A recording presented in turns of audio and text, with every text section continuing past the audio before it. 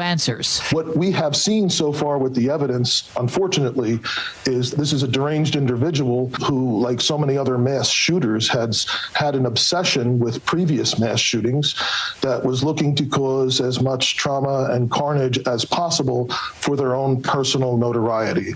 Health Secretary Robert F. Kennedy said today not only has the CDC director, Susan Menarez, been fired, but there will be more. There's a lot of trouble at CDC, and it's going to require getting rid of some people over the long term in order for us to change the institutional culture. CBS's Skylar Henry in Atlanta. According to the White House, she's out of a job. We will see in terms of what sort of legal steps she will take or can take in terms of staying in that position. But I think ultimately when you see other top CDC officials stepping aside as well, that indicates at least for now, she is out of a job. Federal Reserve Governor Lisa Cook has sued the administration over its attempt to fire her. CBS's Natalie Brand. Her attorney is challenging what he calls an unprecedented and illegal action, saying specifically in the complaint that the Federal Reserve Act explicitly requires a showing of cause, and that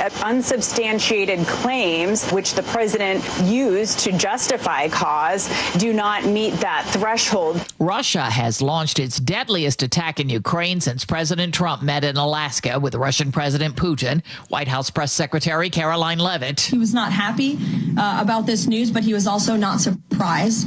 These are two countries that have been at war for a very long time. Correspondent Ann Leah reports there's outrage in Europe, little surprise among Ukrainians. You now have Ukraine, virtually everyone I'm talking to on the ground there, saying they saw those talks as nothing more than a stall tactic, something to buy Vladimir Putin some more breathing room. And now when you look at the attacks of today, specifically on the European Union delegation offices, I mean, remember that Europe is where this war is happening, and the European Union is afraid that after Ukraine, much of Europe is next. So Ukraine sees this as a slap in the face and also as a sign of what could come if Ukraine falls. Checking the numbers on Wall Street at this hour, stocks are higher. The Dow is up nearly 60 points. This is CBS News.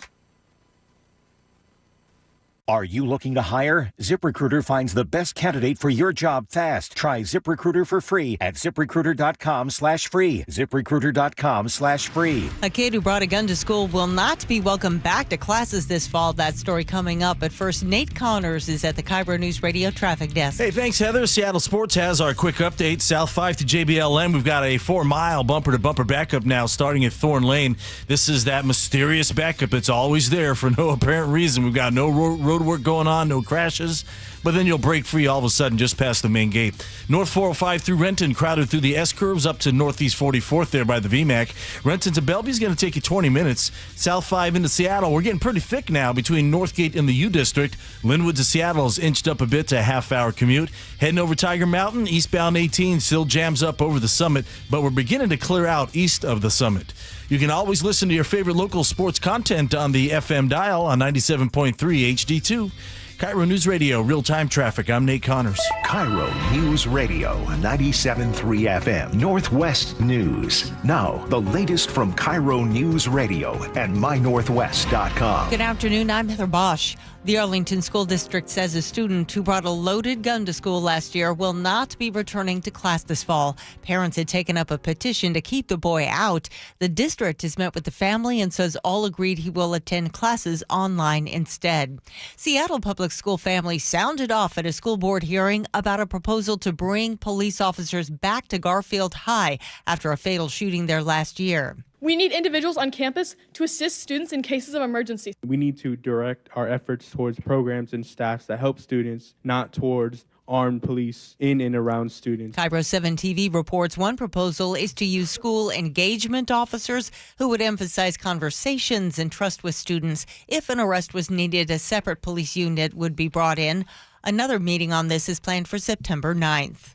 We're learning that the head of the Minnesota Catholic School at the center of a mass shooting yesterday was also the principal at St. Therese Catholic School here in Seattle for 8 years. KIRO 7 TV's Deborah Horn spoke with those who knew Matthew DeBoer. Nicole St. Hilaire has worked here for more than 20 years. He came to St. Therese when my children were young, and he was an incredible leader at that time. He's very community focused. Lucelia Thompson was in 2nd grade when DeBoer arrived. We're a pretty diverse school, so he did a lot to celebrate everyone's cultures and stuff and make sure people felt at home here. DeBoer and his wife moved to Minneapolis in 2022. King County has agreed to pay $21.5 million to a woman who was attacked by dogs in unincorporated Auburn in 2022. Her injuries were absolutely horrific. Attorney Gemma Zanowski tells me the woman suffered broken bones, lacerations, and other wounds. Neighbors told KIRO 7 TV they had repeatedly complained about the vicious dogs being kept by squatters at a nearby home. As part of the settlement, the property owner will sell that house. Washington has pulled the plug for now on a $292 million tech upgrade for how the state handles workers' comp injury claims. The Seattle Times reporting the project has burned through more than $30 million over 10 years with little to show. This weather update brought to you by State Roofing and Exteriors. Showers tapering off today with highs near 80. It's 73 in downtown Seattle. I'm Heather Bosch. Your best source for local news, serving Western Washington and the world with the KIRO Newsradio App. Always streaming live on your smart speakers. You're listening to KIRO Newsradio, Northwest News. It's the all-new Jake and Spike Show on KIRO News Radio. Welcome to the show, Thursday, August 28th. I'm Jake Skorheim, sitting alongside Spike O'Neill. Spike, welcome to the show. Hey, brother. A lot of stuff to get to today. Big day. A lot of topics. Yep. Some newsy, more heavier topics, and then a bunch of ridiculous stuff that we're going to pepper in. So it's going to be a fun show. Chris Sullivan's going to stop by with an amazing bit of history that we're going to get into just a little bit later that was uncovered by an archaeological dig, like an Indiana Jones thing. Exactly. That's right outside our right outside our studio, which is really cool. We're walking on it every day. I had no idea. It is really neat. Yeah, it's a very cool story. We'll get into that just a little bit. We're going to talk a little bit more next segment about we'll kind of update you on some of the Minneapolis school shooting stuff, and my focus on it will be, I mean, like many of you, when I hear the story, it's so depressing. Everything about it just makes me want to turn away and just try to focus on anything else. But I did hear in all of this, this one piece of information about, I think, something that feels kind of hopeful, which is always my focus in life. Is like, all right, well, how do you take this news and make it into something hopeful? Sure. So it feels like parents can actually have some effect where you can help your kids. Because when you watch these stories, you go like, well, what am I supposed to do in this situation? Feeling of helplessness as a parent. Exactly. It is overwhelming. So I saw this one thing, I found it very helpful for me, and I want to share it with you guys. And also, we'll talk about other ways that we can help prevent things like this. All right, we'll get into that next segment. Let's start with something else. This was in Tacoma. Help me understand this, Spike. I do not understand this story. Listen to this. I'm going to read you this. Tacoma Parks has an employee who, according to this story, which was on, you can read about this at mynorthwest.com. This is wild. I can't even believe this. A Tacoma Parks employee has been charged with felony harassment just on Tuesday for allegedly making threatening comments toward a family at Titlow Park. Have you been to Titlow Park? I have not. But this park is so similar to the park right up the street from my house. Sure. We've got a saltwater park up in Edmonds, and I'm looking at the photos on My Northwest about Titlow, and it's gorgeous. It's a gorgeous setting. Beautiful. Perfect family summer park setting. It's exactly what you want, place you want to live. And this is right before, we got school starting up for most folks next week. Last throes of a wonderful summer. Yeah. How do you spend your afternoons with the kids? Exactly. A lot of people go to the park. No different in this case. A mother and her two girls. The mom's name is Stephanie. She took her two girls to this Titlow Park. She has to use the restroom. She goes into the restroom. While she's in the restroom, a Tacoma Parks employee approaches the young girls. And the girls, I believe, are only 12 and 14. 12 and 14. Yeah. I'm going to read you what this guy said. I'm not even going to give you all the words. Yeah. But just imagine somebody walking up to your child saying this, and then imagine that this person works for the park system. He approached the girls as they were waiting outside the restroom for their mother, which is something that I've, like every time we go to the park, I have to use the restroom, but because my kids are young, they never have to go to the bathroom unless we force them to go. Yeah. So they just sit outside. They wait. So this is what the situation here. This guy approaches these two young girls, again, 12 and 14, and according to this report that was filed by the mom, quote, he says this to the girls, quote, "You smell good. You smell like my wife. It must be your bleep." Now, you can fill in what you think the expletive that we've not included was. It seems pretty obvious to me. So the mom comes out of the bathroom and she sees that her daughter has like seen a ghost look on her face. Yeah, both girls. Both girls will stand there just blank stares, they're in shock. Petrified. Yeah. As anybody would be. I mean, as an adult, if somebody walked up to me or my wife or said something like this, less so in my case, I think I would have a bigger violent reaction, but anybody would be surprised by this and just taken off guard. What do you do? How do you respond? So this is what the mom says. She says, when he first pulled up, this was one of the young girls. This is her description of what happened. She says, when he first pulled up, I backed away a little bit because I didn't even want him to talk to me at all. And when he did, I was like, that's a little close, but whatever. And then when he started talking, that's when I honestly got super uncomfortable. Just these poor little girls. And so the mom, she comes out of the bathroom. She sees her daughters waiting outside. She says, I went to the doorway after I was done washing my hands and my daughters were standing there. She talked to King 5. She says they had this scared, sick to their stomach kind of look on their faces. And then her daughters relay to her what this guy said. And so then her family members, who they're at the park with, go and approach this guy. And they ask him, they say, excuse me, why are you saying these things to little girls? They confront him about his comments. They confront him about this. He apparently, according to the story, he got defensive and went to his work truck. Again, I assume this is a Tacoma Parks work truck, probably badged as such. According to these court documents that they filed, this is according to the mother. She says, it looked like a work bag. He grabbed something out of his truck. It looked like a work bag that was gray or blue, and he started to pull something out that looked like the handle of a gun, Stephanie said.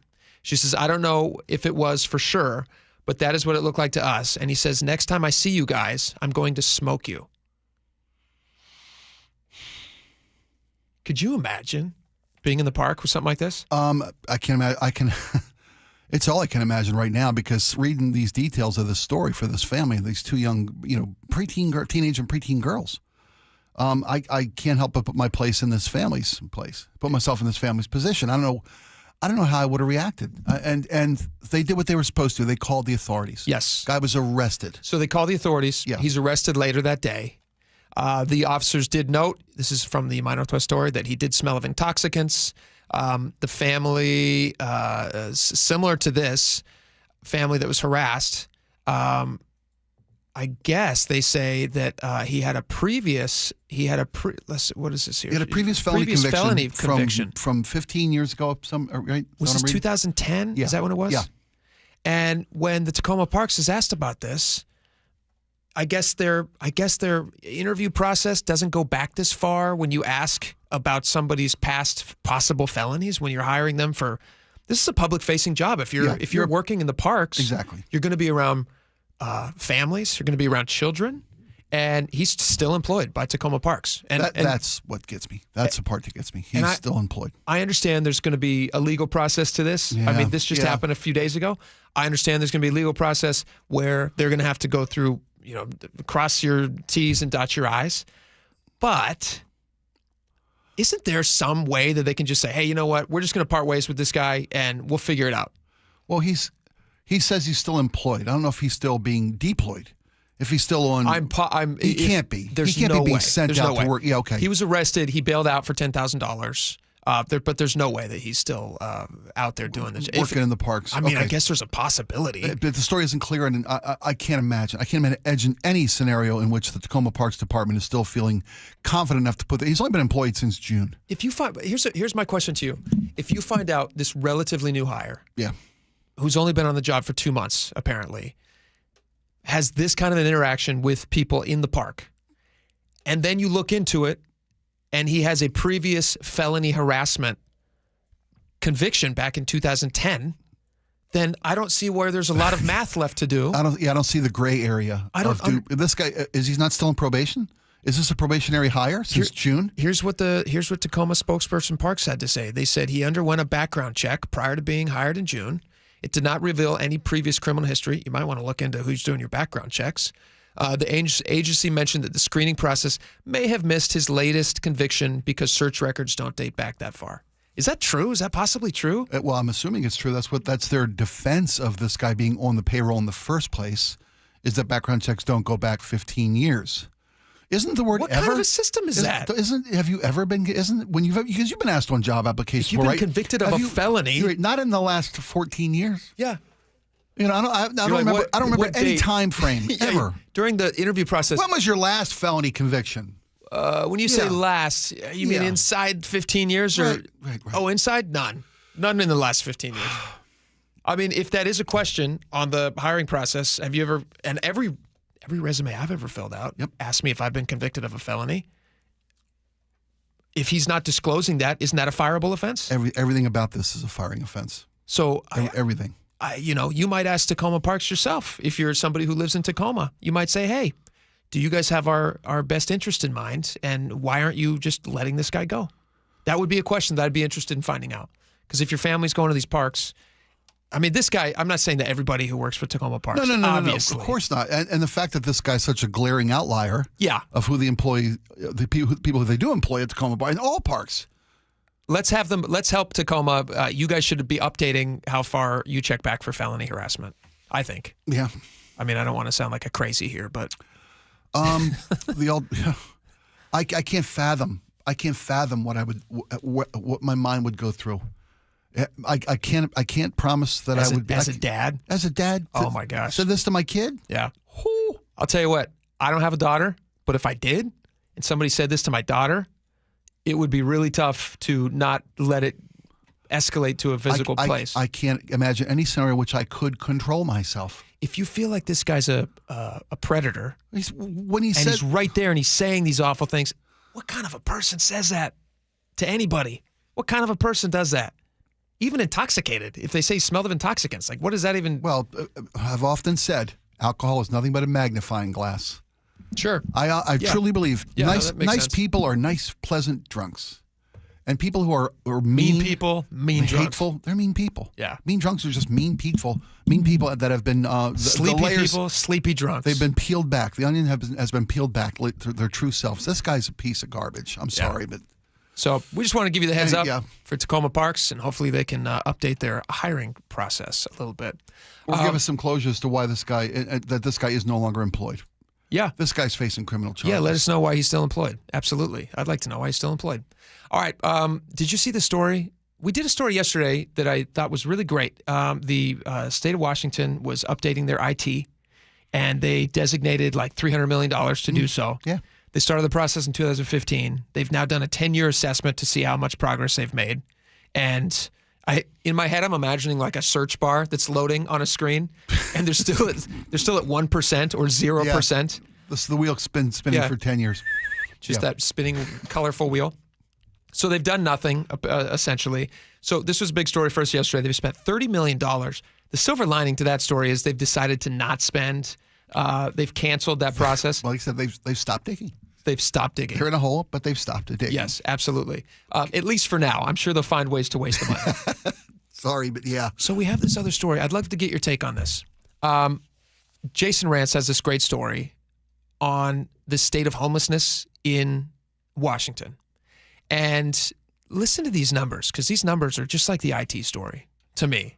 You might feel differently about this, but I'd love your take. And also text us, 888-973-5476. So in the state of Washington, in the last biennium, which, if I'm not mistaken, that's 2 years. 2 years, yep. The state legislature has spent $2 billion on housing and homeless programs to help the homeless problem, which we have had a growing homeless problem for years. Yeah. And the common idea is, well, let's throw money at this problem and then it's going to go away. And so they have spent $2 billion.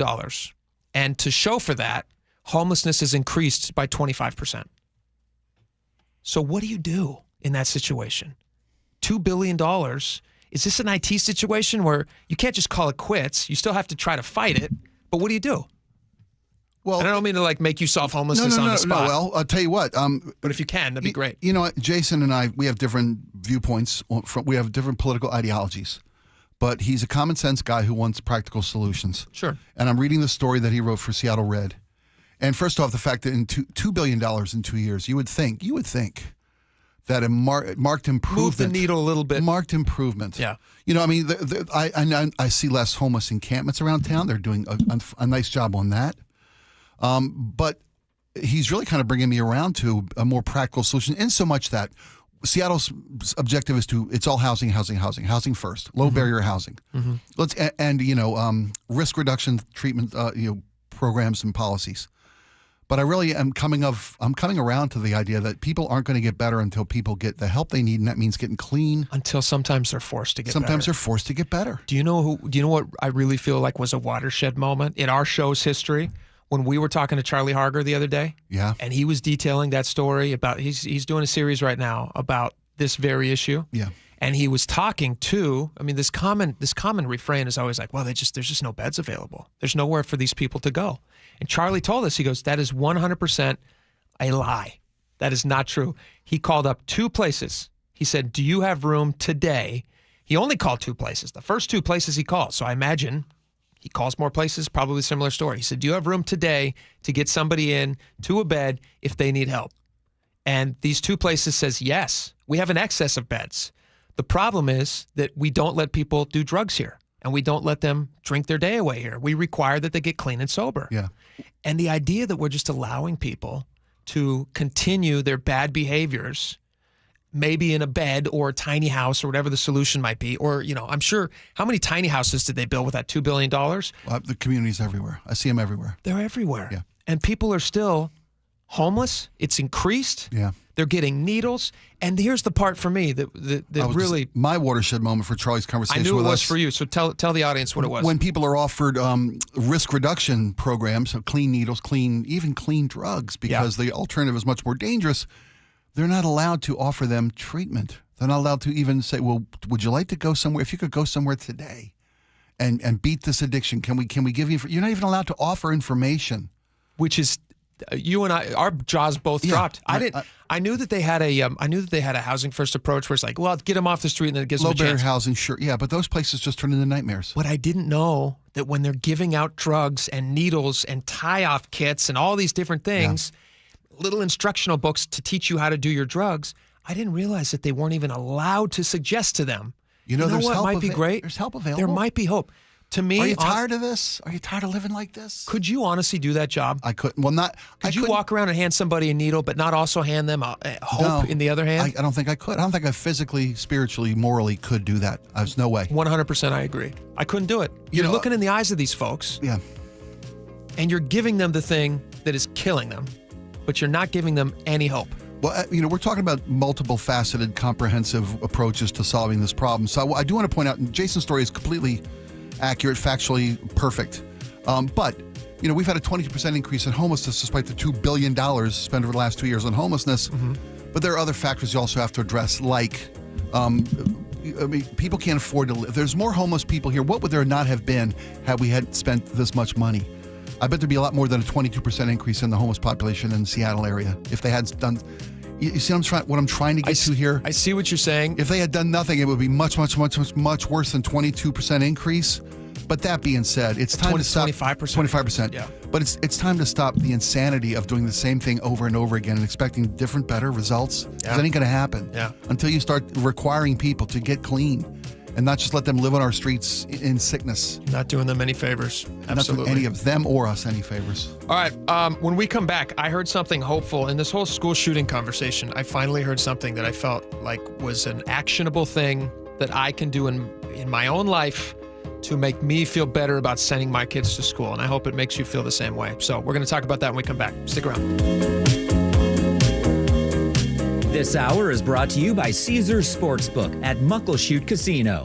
The John Curley Show. I told my wife once that you can tell the temperature outside. Weekdays 3 to 7. You count the number of chirps that a cricket makes in 15 seconds, and you multiply that by 4, and that tells you the outside temperature.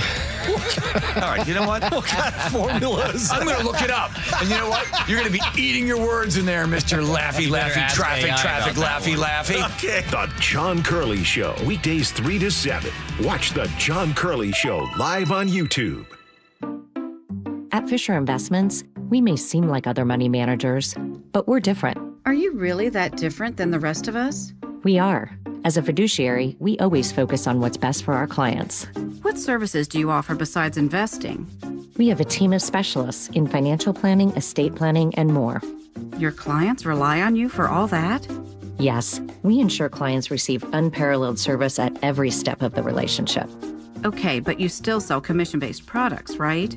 No, because we believe that's a conflict of interest. We prioritize service over sales goals. So, then how do your fees work? We have a simple and transparent fee that's a percentage of our clients' portfolios. So we do better when our clients do better.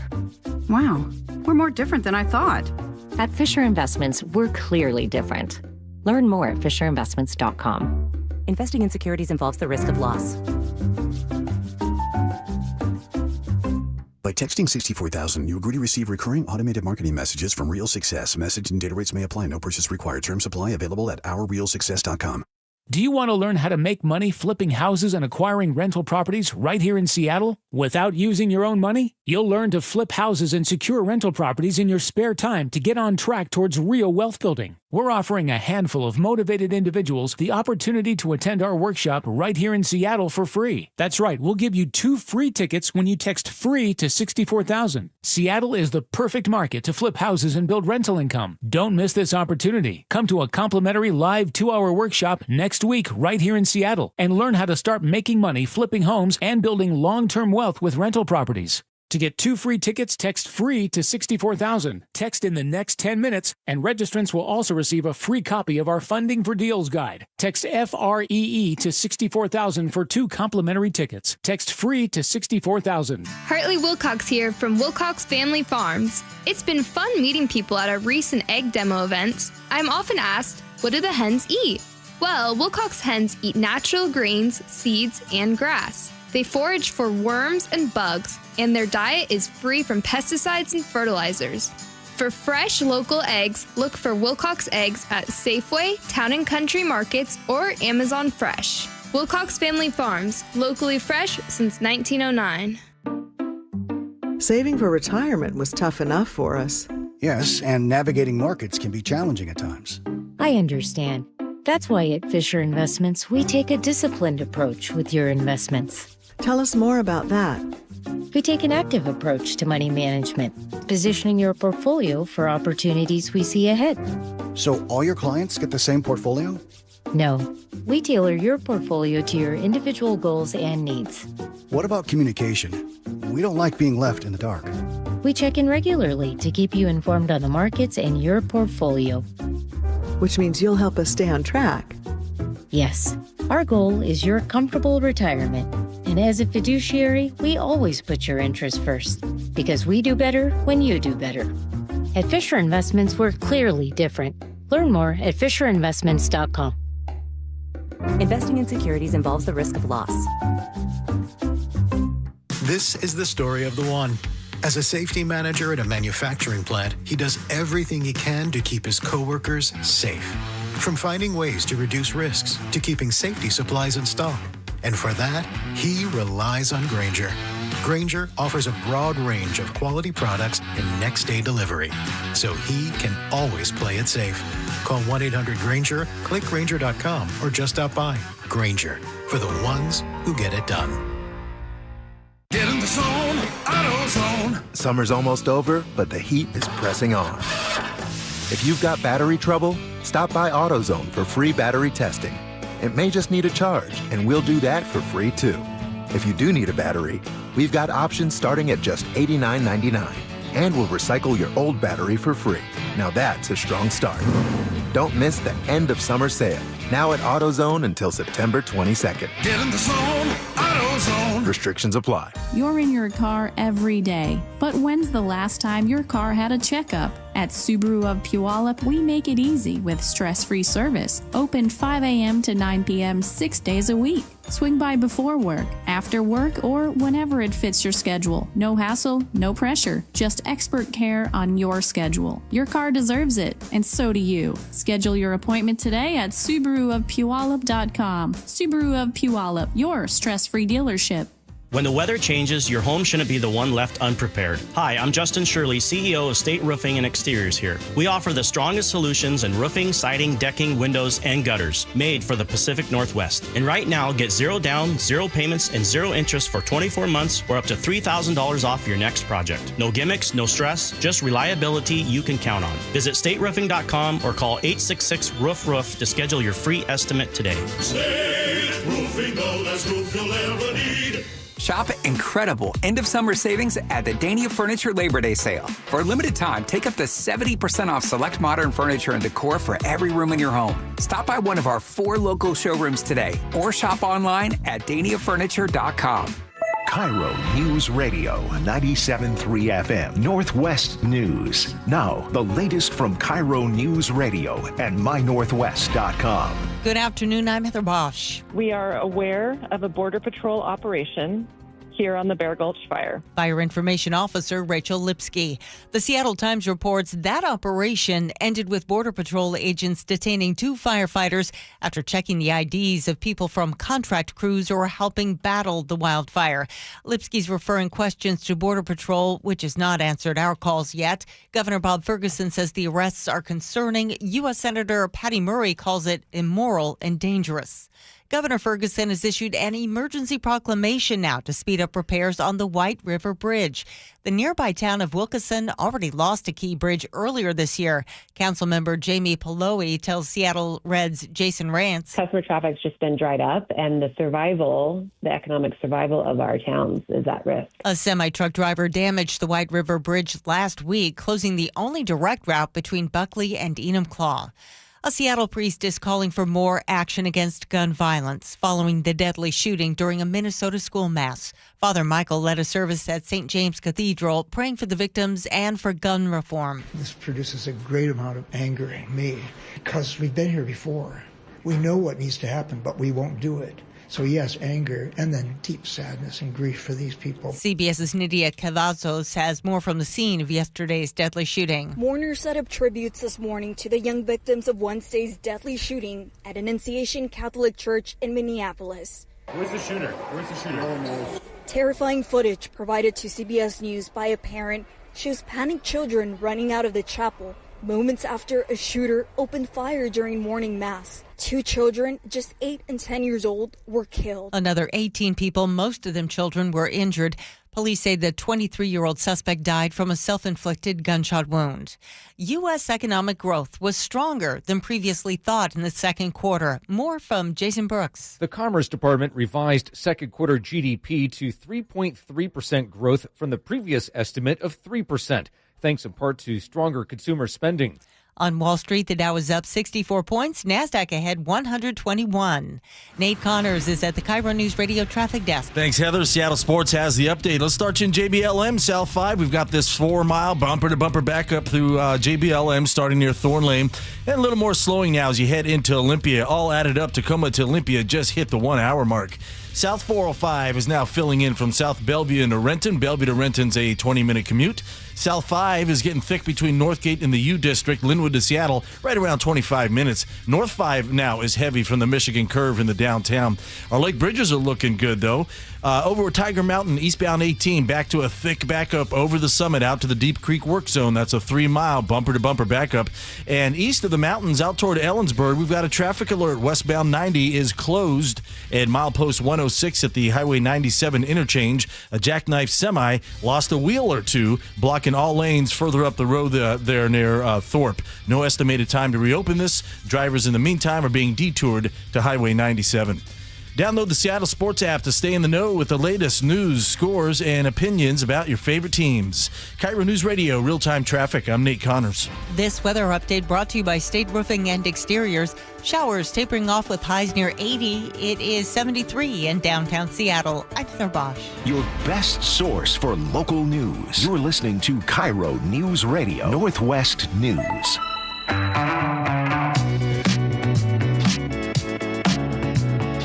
Welcome back to the show. All right. Yesterday, there was that horrible school shooting at Annunciation Catholic School in Minneapolis. It's one of those awful stories where the more you read about it, the less you wish you knew about it. You just want to turn away. That's my honest feeling. Every time I see one of these, it pops up every couple of years.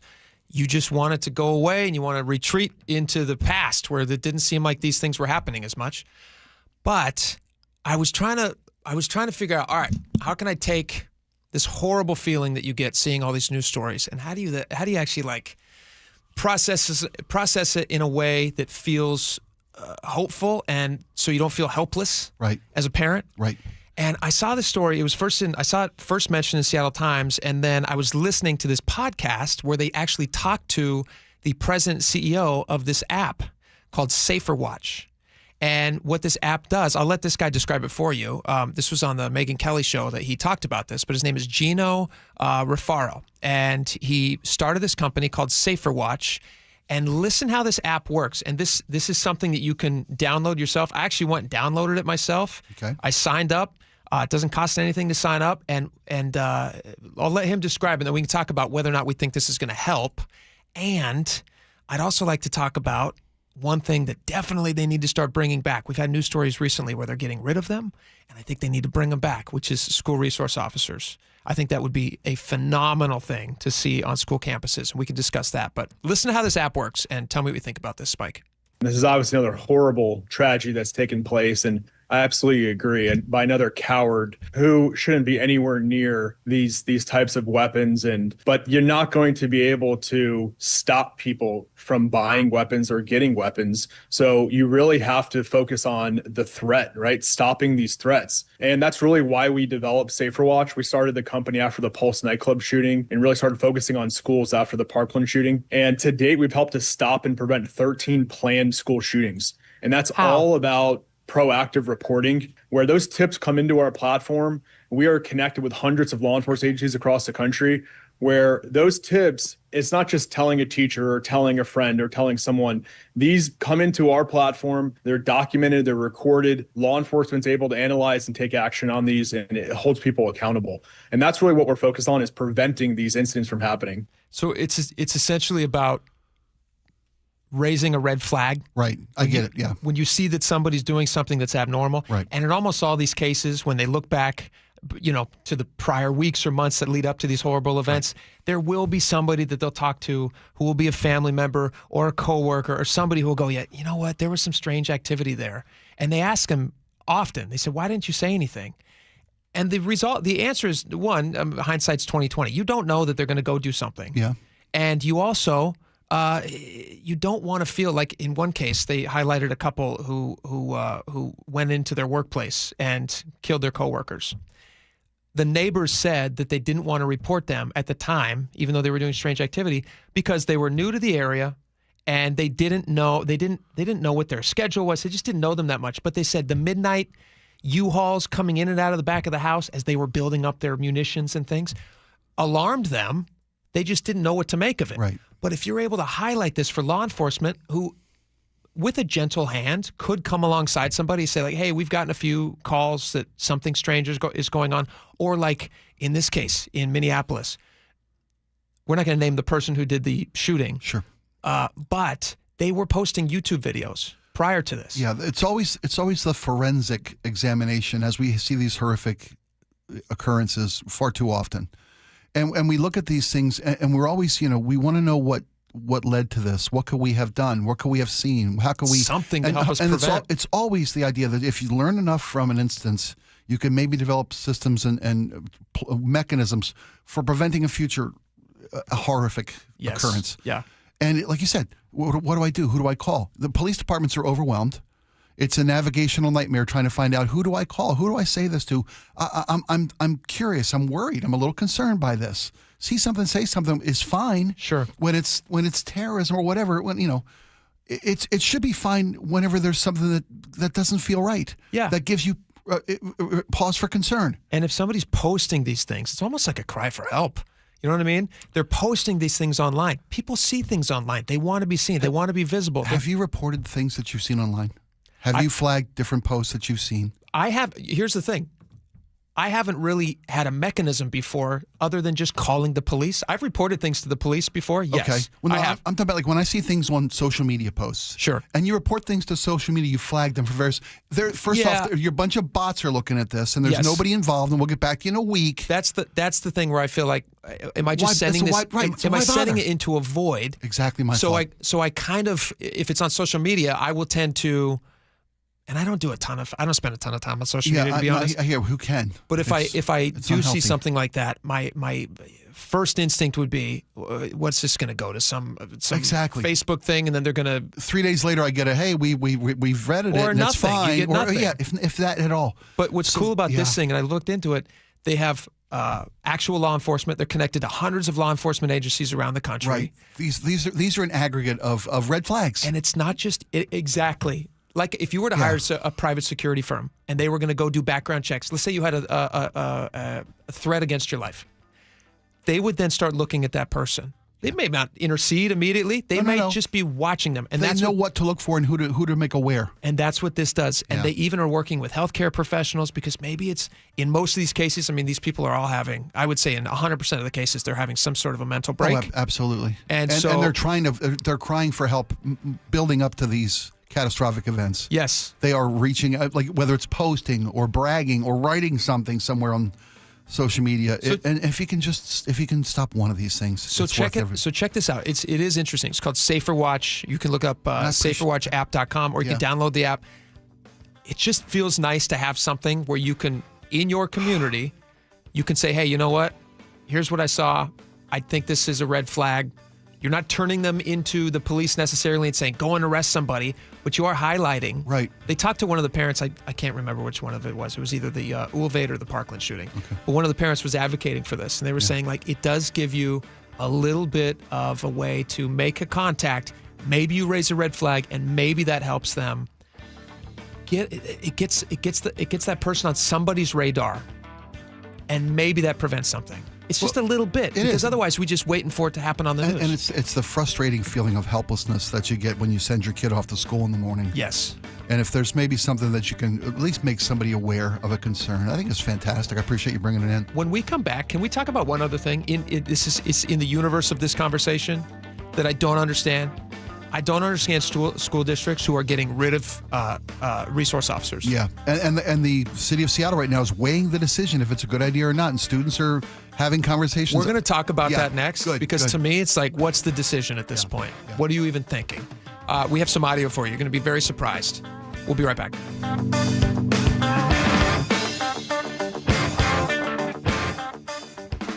Ah, summer in the Puget Sound region. Hanging at the beach. A nice coffee on a long walk with the pooch.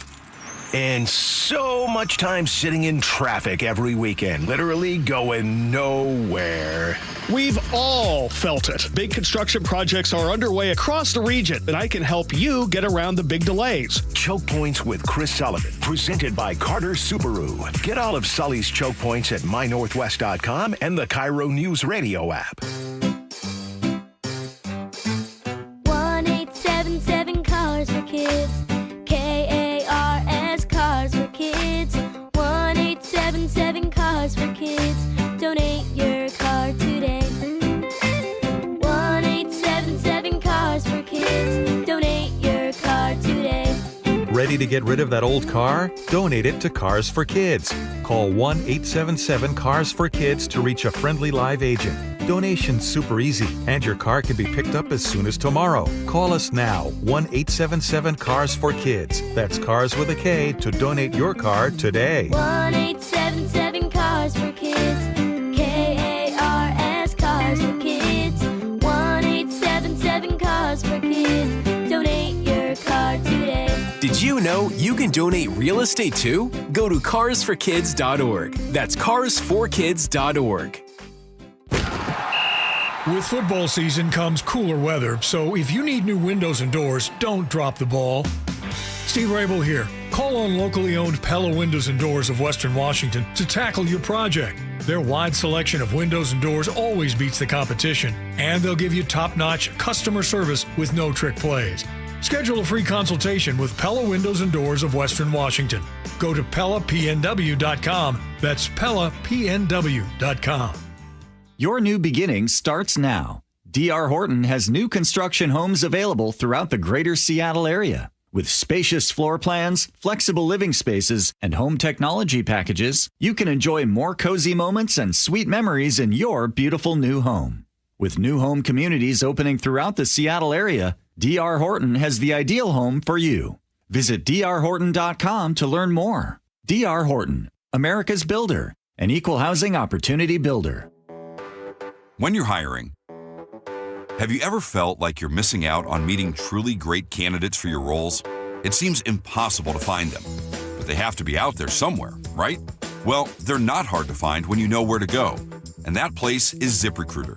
And right now, you can try ZipRecruiter for free at ZipRecruiter.com/radio. ZipRecruiter helps 10 million people with their job search every day. And because these people are actively looking for jobs just like yours, it's easy to find the right person right away. In fact, 4 out of 5 employers who post on ZipRecruiter get a quality candidate within the first day. But if you're not using ZipRecruiter, you're missing out. So see what it's like when the impossible is easy. When you go to ZipRecruiter.com/radio right now to try ZipRecruiter for free. Once again, that's ZipRecruiter.com/radio. ZipRecruiter.com/radio. Never miss out on great candidates with ZipRecruiter. This Labor Day at Lowe's, shop member-only doorbuster deals for a limited time. Save $50 on an Ego string trimmer, now $169. Plus, get 50% off select Holland pavers. Not a rewards member? Sign up for free today. But hurry, Labor Day doorbuster deals won't last long. Lowe's, we help, you save. Valid through 9/1 while supplies last. Program subject to terms and conditions. Details at lowes.com/terms. Subject to change. I'm Ed Evans, CEO of Consumer Cellular. We're dedicated to serving people 50 and up, like me. Our needs are different. Big Wireless wants us in an unlimited plan, but if you're not using all that data, you're probably getting used. At Consumer Cellular, we're focused on affordable, reliable plans, including data that suits your needs, not ours. Our plans start at just $20, and you'll get the best customer service in the business. Call 1-888-FREEDOM, visit consumercellular.com/facts or a store near you. Plans include $5 credit for auto pay and e-billing. See site for additional facts. You're listening to Leaf Filter Radio, and the guru of gutter protection himself, Chris Coonahan, is here to take your most pressing leaf-related questions. Hey, everybody, Chris here. I understand we have Ron on the line. Ron, where are you calling from? Uh-oh. Ron, are you calling from a ladder? Well, I was. I wanted to ask Chris what I need to do to get my gutters ready to have Leaf Filter installed. Oh, Ron, you don't have to do anything. A Leaf Filter Trusted Pro will come out and clean out your gutters, realign and seal your gutters, and install Leaf Filter, America's #1 gutter protection system. So I didn't need to get on this ladder? Ron, Leaf Filter Trusted Pros are in your neighborhood and ready to help. Just visit leaffilter.com/radio to schedule your free gutter inspection and get up to 30% off. Thank goodness. What was that site? That's leaffilter.com/radio for your free gutter inspection today. See representative for warranty details. Promotion is 20% off plus a 10% senior or military discount. 1 discount per household. Hartley Wilcox here from Wilcox Family Farms. I've really enjoyed meeting so many of you at our recent egg demo events. I'm often asked, are omega-3 eggs really better for you? They sure are. Omega-3 eggs are an incredible source of natural omega-3s, providing on average 3 times that of other eggs. Eating omega-3 eggs promotes strong bones and joints and is proven to reduce cholesterol and blood pressure. Choose Wilcox Family Farms eggs today. Locally fresh since 1909. All right, welcome back to the show.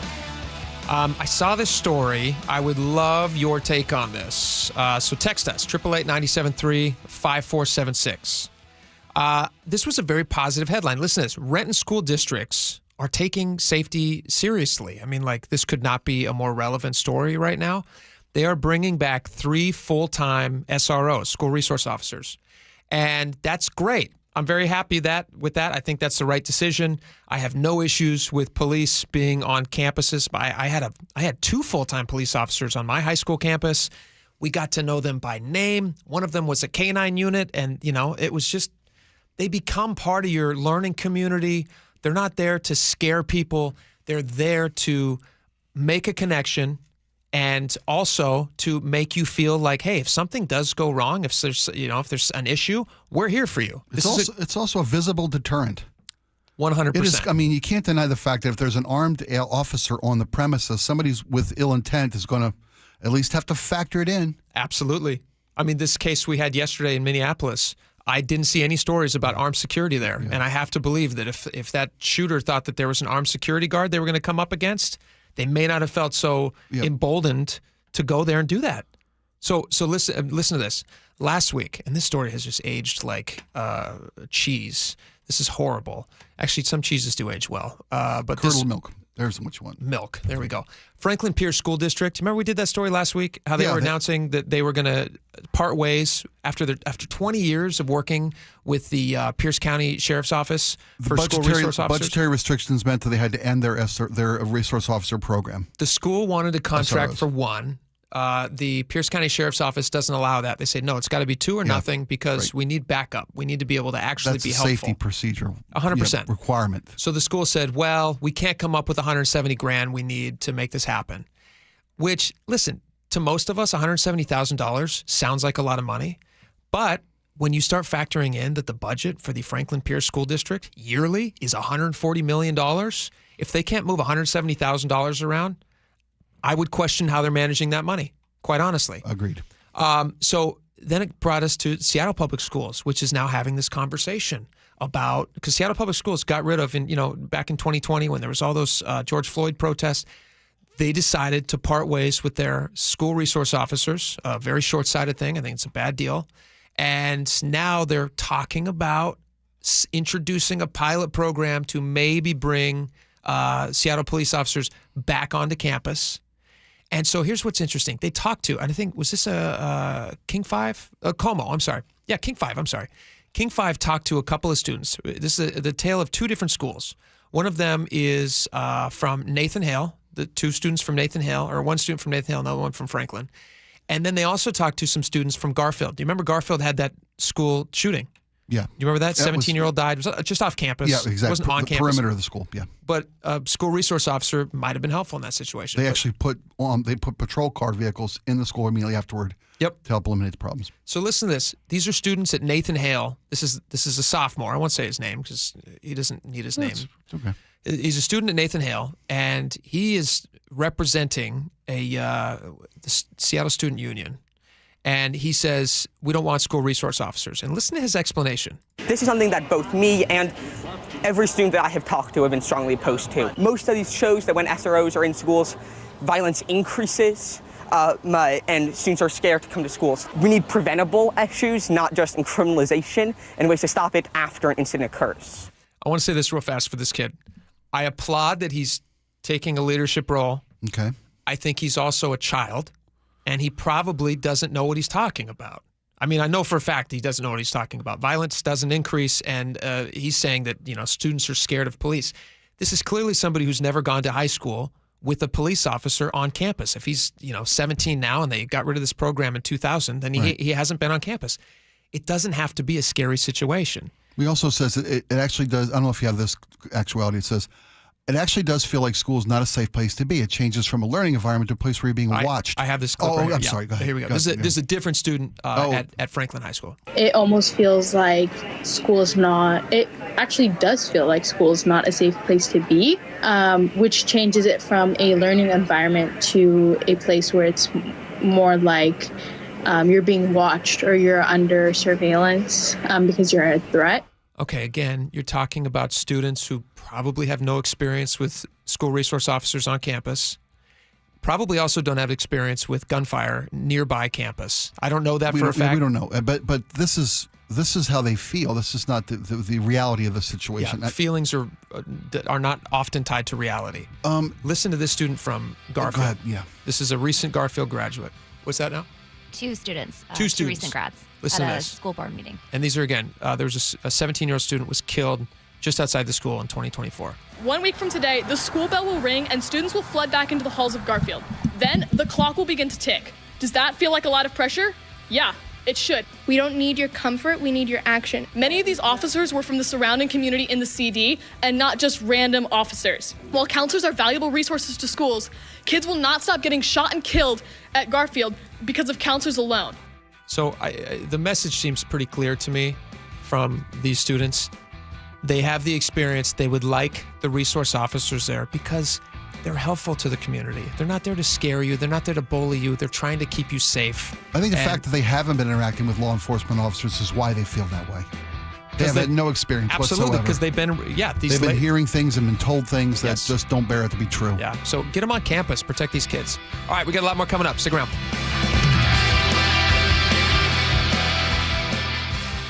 The John Curley Show. In-N-Out Burger, is that the ones with the old-fashioned 1950s hat on and stuff like that? Weekdays 3 to 7. They definitely used to. I don't know. I think they still have that. Yeah, they're probably. incredibly courteous service. I noticed that as well. Yeah, they're second only to Chick-fil-A. Chick-fil-A, those people are so kind. You could, while you're waiting in line, they baptize your child, spay and neuter people, dogs anyway. Yeah. Watch the John Curley Show live on YouTube. It started as a puddle. Where? In the shower. Uh-oh. Then the kitchen sink. Started backing up? Yeah. I know where this is going. Clogged up. Right. No problem. Beg your pardon? There's no clog we can't clear. You're Dan. From Apollo Plumbing. This is going to get pricey. How about $83? To clear my drain? Apollo Plumbing clears main drains every day. For $83? $83 or it's free. What's the catch? No catch. We'll even do a camera inspection. Why's that? It's the best way to find the cause of your clog. And it's included? No extra charge. Truth is, we hate clogs. I don't love them. Seen them all. Ew. I promise, there's no clog Apollo can't clear. Guaranteed. 83 or free. Goodbye, slow drains. All it takes is an accessible clean out. And Apollo gets my drains draining again. You call, we come, it's fixed. My heroes. Just doing our job. Thank you, Apollo Plumbing. ApolloPlumbing.com. You're listening to Leaf Filter Radio, and the guru of gutter protection himself, Chris Coonahan, is here to take your most pressing leaf-related questions. Hey, everybody, Chris here. I understand we have Ron on the line. Ron, where are you calling from? Uh-oh. Ron, are you calling from a ladder? Well, I was. I wanted to ask Chris what I need to do to get my gutters ready to have leaf filter installed. Oh, Ron, you don't have to do anything. A Leaf Filter Trusted Pro will come out and clean out your gutters, realign and seal your gutters, and install Leaf Filter, America's #1 gutter protection system. So I didn't need to get on this ladder? Ron, Leaf Filter Trusted Pros are in your neighborhood and ready to help. Just visit leaffilter.com/deal to schedule your free gutter inspection and get up to 30% off. Thank goodness. What was that site? That's leaffilter.com/deal for your free gutter inspection today. See representative for warranty details. Promotion is 20% off plus a 10% senior or military discount. One discount per household. You're in your car every day, but when's the last time your car had a checkup? At Subaru of Puyallup, we make it easy with stress-free service. Open 5 a.m. to 9 p.m. 6 days a week. Swing by before work, after work, or whenever it fits your schedule. No hassle, no pressure, just expert care on your schedule. Your car deserves it, and so do you. Schedule your appointment today at SubaruofPuyallup.com. Subaru of Puyallup, your stress-free dealership. Your new beginning starts now. D.R. Horton has new construction homes available throughout the greater Seattle area. With spacious floor plans, flexible living spaces, and home technology packages, you can enjoy more cozy moments and sweet memories in your beautiful new home. With new home communities opening throughout the Seattle area, D.R. Horton has the ideal home for you. Visit drhorton.com to learn more. D.R. Horton, America's builder, an equal housing opportunity builder. World-renowned pianist and composer Keiko Matsui returns to Dimitro's Jazz Alley this week, August 28th through 31st. Don't miss 6 intimate shows featuring music from her stunning new album, Euphoria. Tickets at jazzalley.com. KIRO FM and HD1 Tacoma, Seattle. Hey, college students, get 5% off at Safeway with your student ID in the app. With Fresh Pass, save on produce and enjoy free delivery. EBT users get additional savings. Visit Safeway.com/4U. That's FOR and the letter U. At Dunn, relationships are everything. It's why we build a culture around building the best relationships possible, building joy and trust, one interaction at a time. So whether you need trusted advice, help with material selection, project planning, or loading your vehicle, we go the extra mile to remove as much of the hassle as we can. If there's anything we can do to serve you better, contact me personally, Mike Dunn at dunlumber.com. Dunn Lumber. Building success together. Protect your liver and give it the support it deserves with Active Liver from New Nordic. Find Active Liver in stores at your local CVS, Meijer Grocery, or online at Amazon or at newnordicusa.com. KIRO FM and HD1 Tacoma, Seattle. This is CBS News on the Hour, sponsored by O'Reilly Auto Parts. I'm Cammie McCormick. We're learning more about the shooting yesterday at a Catholic school in Minneapolis. During the processing of the scene at Annunciation Church yesterday, 3 shotgun shells were recovered, along with approximately 116 rifle rounds. Police Chief Brian O'Hara says authorities still don't have a motive. The suspect shot and killed himself. When something terrible happens, the public expects law enforcement to provide some explanation for what happened. But the reality is, this is an unthinkable, completely senseless act. Violence perpetrated against children worshiping at Mass. And no investigation, no evidence will ever be able to make sense of such an unthinkable tragedy. 2 children were killed in the attack and 18 others were wounded. Health Secretary Robert F. Kennedy is insisting the CDC director, Susan Menarez, has been fired. Outside the CDC, correspondent Skylar Henry reports others are leaving and a crowd has gathered to cheer them on. Kennedy has said there will be more departures. He said that he feels as if the agency is in trouble and we need to fix it, and that some people should not be working there anymore, but not wanting to comment any further, as he says, as it relates to personnel issues. So it'll be interesting to see what happens as we get a little bit more as it relates to those who are coming out here showing their support, especially those who stepped down from the job.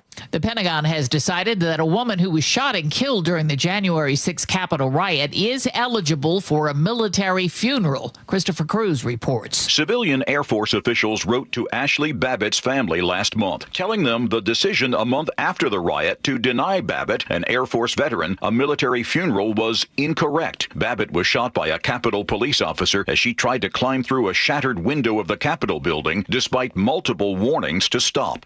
Nevada officials now say personal information was compromised in Sunday's cyber attack on the state's computer systems. Michael Wallace has that. The state's chief information officer, Tim Galuzzi, acknowledges some data were moved outside the state's network. We cannot yet identify or classify the specific nature of this data. The ransomware attack has crippled several state agencies, including the DMV. By one estimate, there have been more than 500 ransomware attacks on governments across the country since 2018. UNLV cybersecurity expert Greg Moody. The most likely lessons learned should be reach out to your other state counterparts and share information so the same attack doesn't work against them.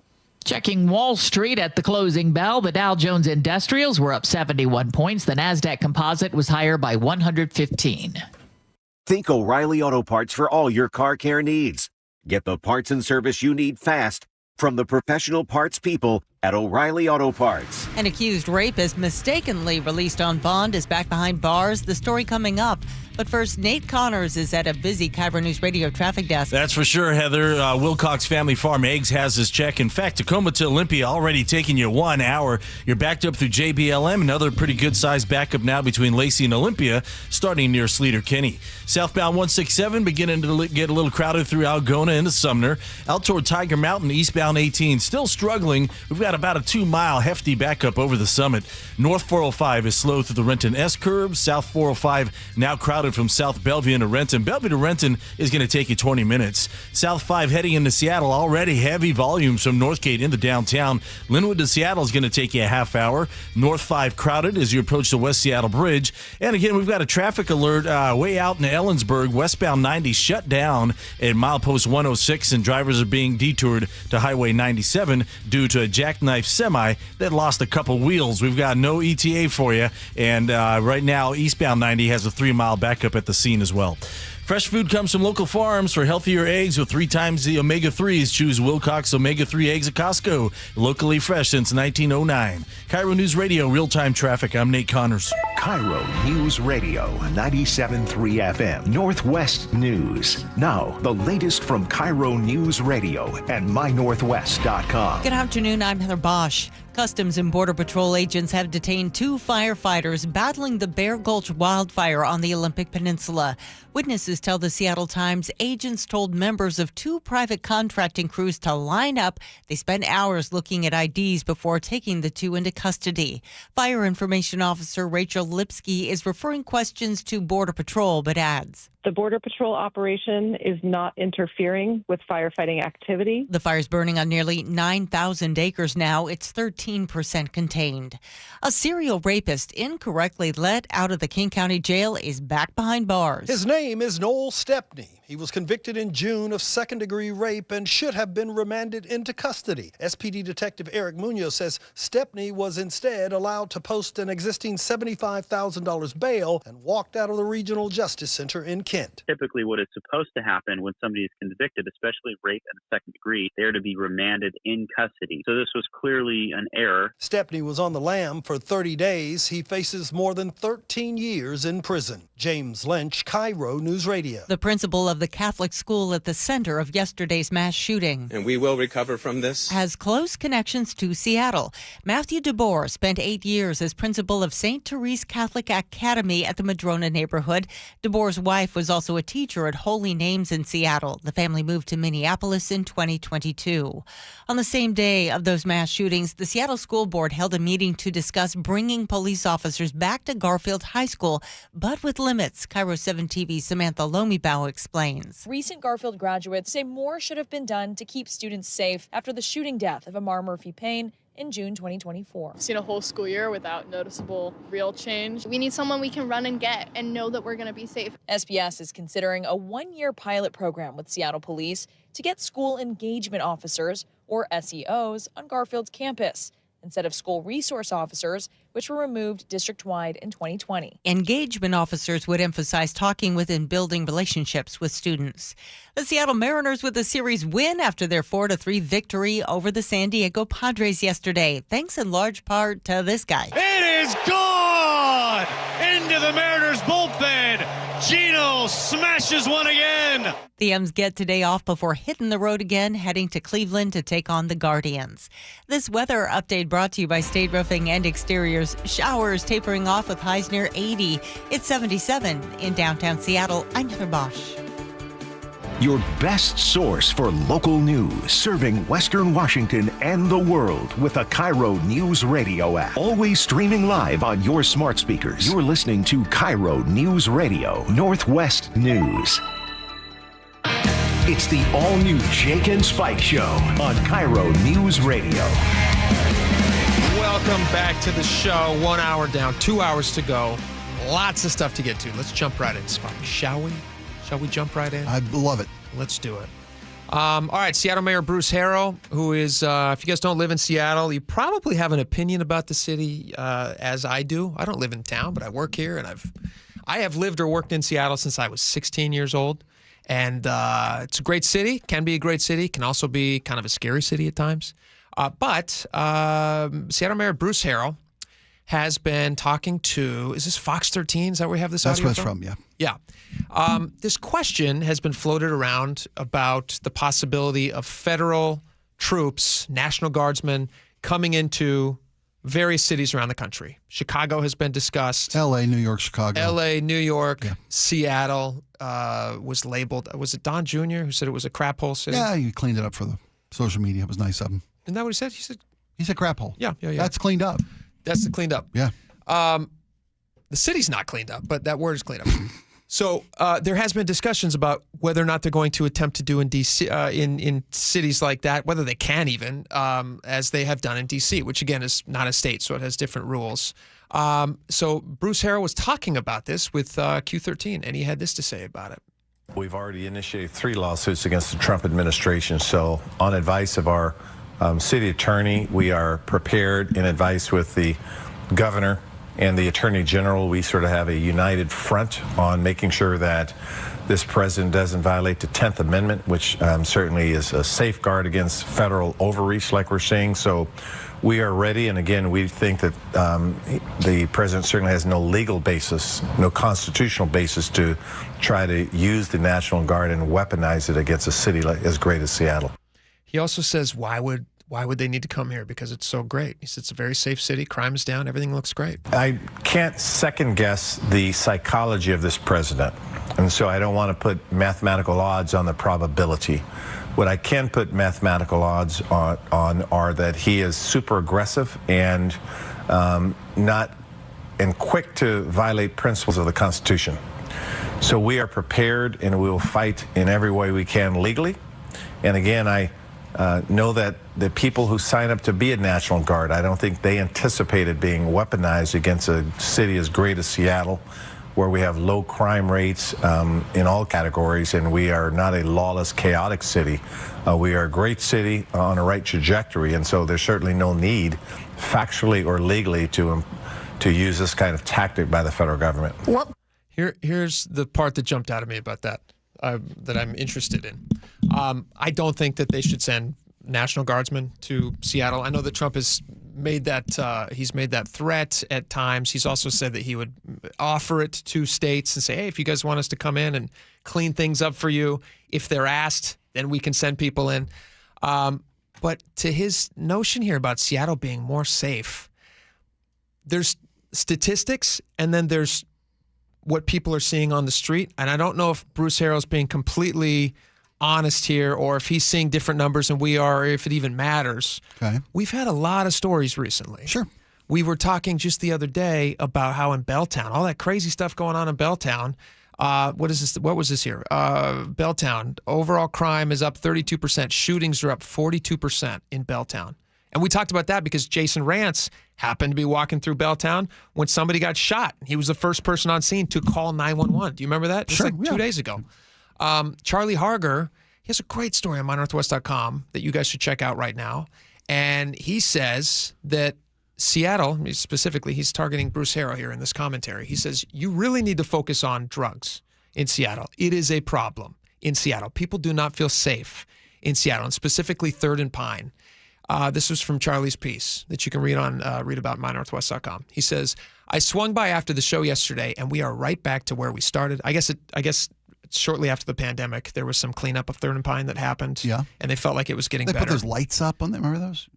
I don't. They strung those look like they bought them at Costco. Those lights. Oh, the garden lights. The backyard garden lights. Oh, that's nice. They felt that illumination would help eliminate some of the problems because the darkness was a cover. Instead, they said just a pleasant ambiance as you get stabbed. Yeah. So this is what Charlie said. We're right back to where we started. The familiar toxic cloud is back. The dealers are brazen again.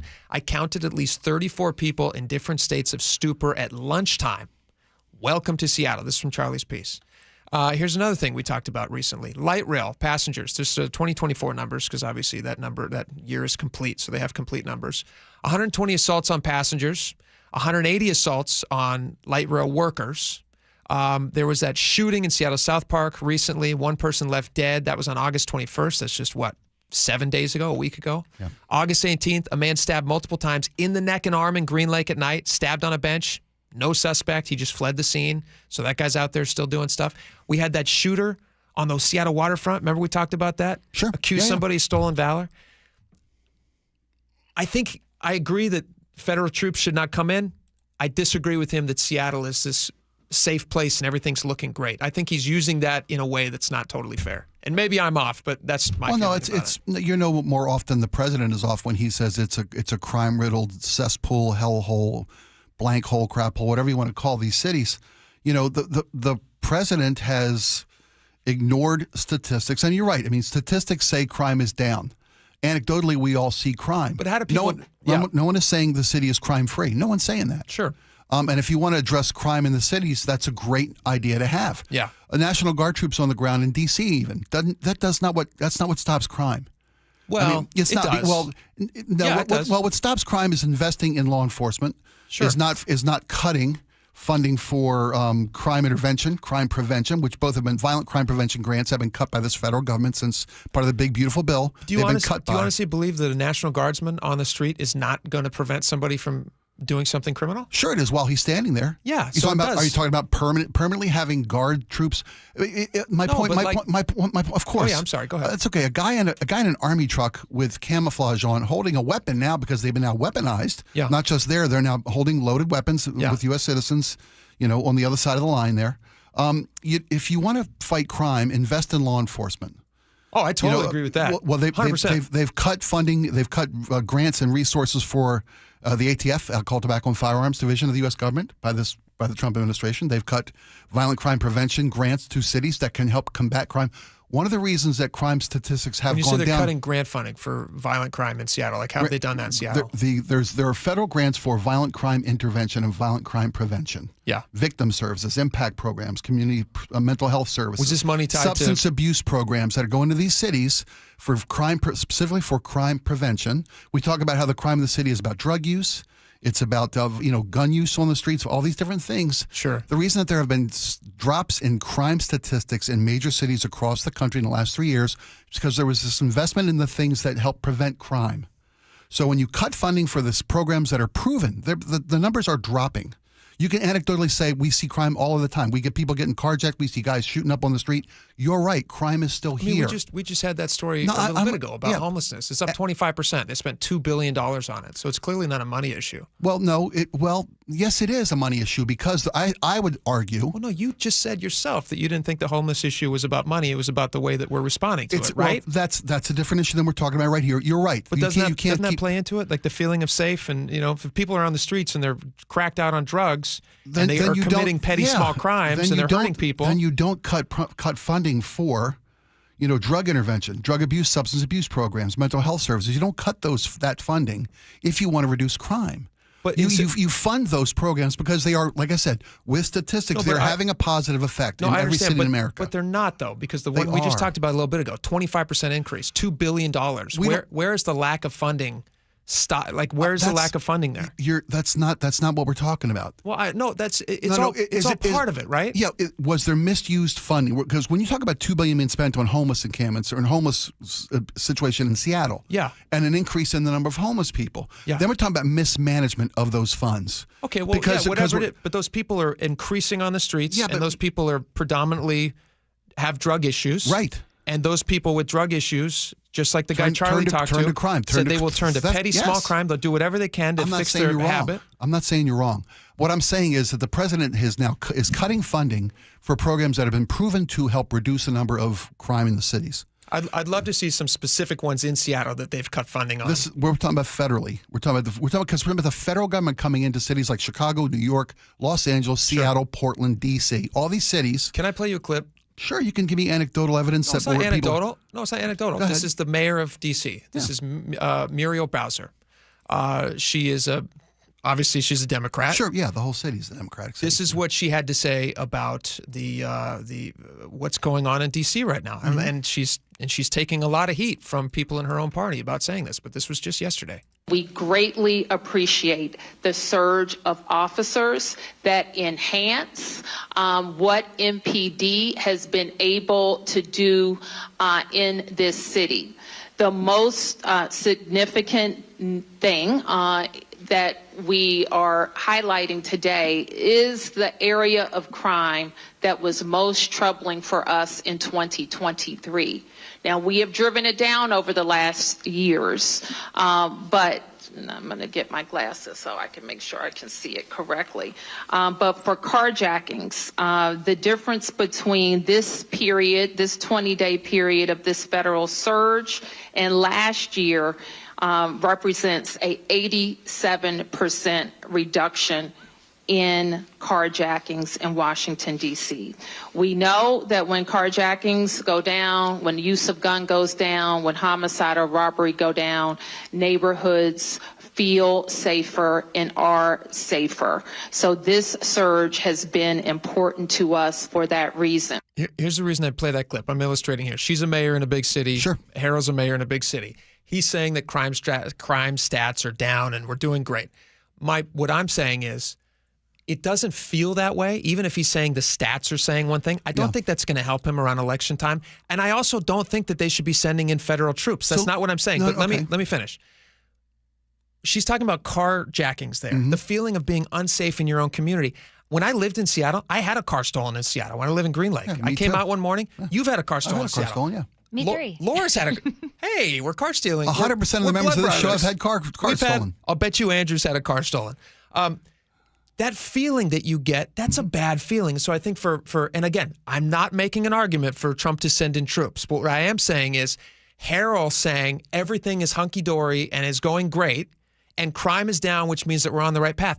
When you hear that, I don't believe that because I talk to people. I work in this city. I talk to people all the time. I'm in the news. I see news stories all the time. So I don't know where he's pulling this from. And so the average person listening to that goes, I guess I'm not supposed to believe what I'm seeing and feeling in the city where I live. And again, I don't live here, but I have lived here and I do news stories about the city all the time. Yeah. Does it feel like it's safer to you? Does it feel like it's a really safe city? You're conflating what he said because he didn't say everything's great. He's saying crime rates are going down. We're on the right path. We're doing everything right. He said we're a great city. I can play the clip again. Please do, because he didn't say everything's great. He said crime rates are going down because that's a different because you're moving the goalpost. We got problems. What should the goalpost be? A continued investment in law enforcement, continued investment 100%. Continued investment in drug prevention, mental health crises, Great. Those kind of things. How about federal dollars that would have been used for troops coming in locally? What if those dollars go towards hiring bonuses for police officers? That'd be fantastic. That'd be fantastic. That would be fantastic. But I would love that. But that's not what the Trump administration is talking about. No, I understand that. He's saying hey, we can send in people. And I don't think they should do that. But I'm saying it would be nice. It would be. It would be nice if they would. Now, Seattle's They're spending $1 million a day to have the National Guard in D.C. And while the mayor says, the mayor's right, it's helping. People are loving it. I know they are. But they're also, the National Guard's there picking up trash. They're doing all kind of different things. They're not. I'd rather have that money. Are they hating that the city is super clean and people are loving it and feeling safe? No. But I'd rather that money was being put toward law enforcement officers who are trained to do that job specifically in the city of D.C., Seattle, New York, L.A., all these places. I understand what you're saying. Yeah. I also think that money could be greatly used locally here with get some more cops hired I'm in with here. you. Specifically though, in the D.C. case, everything I see in the news is. People hate this, they hate this, they hate this. Right. From the people who live there, they go, oh my gosh, it's so nice that I can walk through Union Station and not be accosted. I'll give you so that. there is this thing that's happening where reality of on the ground and then how it's being reported in the news. And so when I see Bruce Harrell say things about Seattle, like crime rates are going down, when all we do every day is talk about how crime in Belltown is going up, how it's horrible drug dealing all the time, how homelessness is up 25%, even though they spent $2 billion, I feel like I'm taking crazy pills, and you're saying that it's going great as well, like Harold's saying. Again, I didn't say it was Maybe going you didn't great. say it's going great. I don't want to and put Harold words in didn't your say it mouth. was going great. He says because we're a great city. We've got problems. Problems are plenty. Ish. Okay, we've been downgraded to good. I'll give you that. Maybe Harold said we're a good city. This should be our motto. We've been downgraded Seattle's to good. A-okay. We're A-okay. Yeah, sometimes. If you talk about the presence of troops on the streets in D.C., which again, I do not want. No, I got you, but that's where Trump keeps promising, keeps threatening, keeps. Well, he has said, I'm going to send troops there if they ask for them. Well, imagine if those National Guard vehicles were just cop cars. 100%. Right? So that'd be great. Yeah. So then let's not cut funding from all these different programs. 550 different state programs have been cut. It's not for lack of No, it's not for lack of funding. They don't have cops. No, I agree. There's a national shortage of law enforcement. No, but you said it's for lack of funding. You were saying that Seattle, all these programs are being cut and we need local cops. It's not for lack of funding. There's $50,000 bonuses if you want to get hired on to be a police officer and you have a history and you want to work in Seattle. They don't want to work in Seattle. Because Seattle's not a great city to work in if you're a cop. I agree. It's tough. I agree. They sometimes go after cops. They're not very respectful to cops. City leaders don't like cops. If I was a cop, I wouldn't be doing it in Seattle. I would go somewhere else, which is what they're doing. I think that perspective on law enforcement has been corrected. It's not corrected. I feel like it could be shifting. It's shifting. I'll say that. It's shifting. It started to Seattle City Council then. Well, it's the next election cycle scares the crap out of me because it looks like they're going back to the idiot plan of defund the police, and that's such nonsense. That's all I'm saying. I'm with you. But $820 million in grants to 550 organizations coast to coast that could do community violence prevention, victim services, criminal justice research. Sure. Cuts in federal grants to law enforcement agencies specifically, reducing technical assistance, reducing support for state and local law enforcement organizations are part of this government's budget cuts. I don't think the state of Seattle is a result of Trump cuts in the last 6 months. I don't believe that, but I agree with you that they shouldn't be cutting funding to programs that work. I agree, yeah. If you're talking about sending federal money to programs like what we're doing with homelessness right now, where we're dropping $2 billion into it and it's increased 25%, I'm not there don't either. throw the good money after the bad. I'm with you. You don't need to do that. I'm with you. But buddy. we both agree, more cops is great. More cops is great. Less National Guard. Give us the money for the cops. Like you said, Totally give us that agree. money. Let us. We'll take the money. Yeah. Yeah. More What hiring if we bonuses. just paint the National Guard like cop cars? Just pretend they're National Guard. No, pretend they're cops. Oh, pretend they're cops. Yes. Just give them give the police more money. Right. That's what we want. Give Amen. the cops more money. There we go. All right. What are we talking about next? Can we talk about something that's not political for a second? No. Can we talk about? Yes, we can. All right. Who's talk talking about love. Is it Chris Sullivan on with us next? All right. Chris Sullivan's coming on with us. Even better. Even better. Even better. Yeah. Everybody loves him. Yep. We'll talk to him next. Stick around.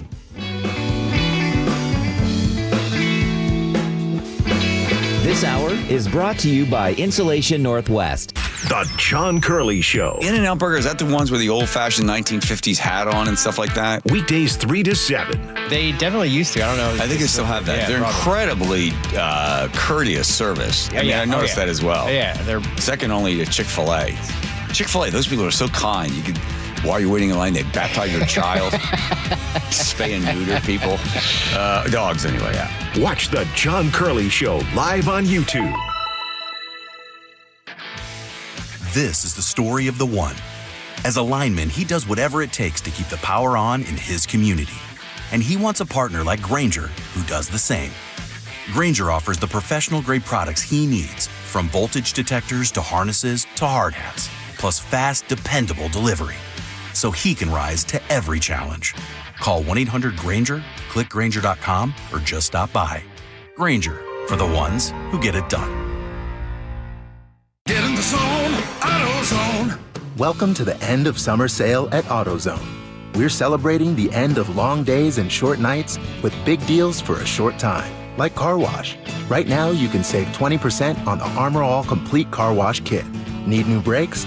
Duralast brake pads are free with the purchase of Duralast rotors. We've also got oil deals and more. We're ending the summer right with the end of summer sale at AutoZone. Get in the zone, AutoZone. Restrictions apply. Experience the thrill of seeing orcas and humpback whales with Puget Sound Express. Join their family-run tours for guaranteed whale sightings, departing daily from Edmonds. These are Seattle's most popular and well-reviewed whale tours. Book now at PugetSoundExpress.com.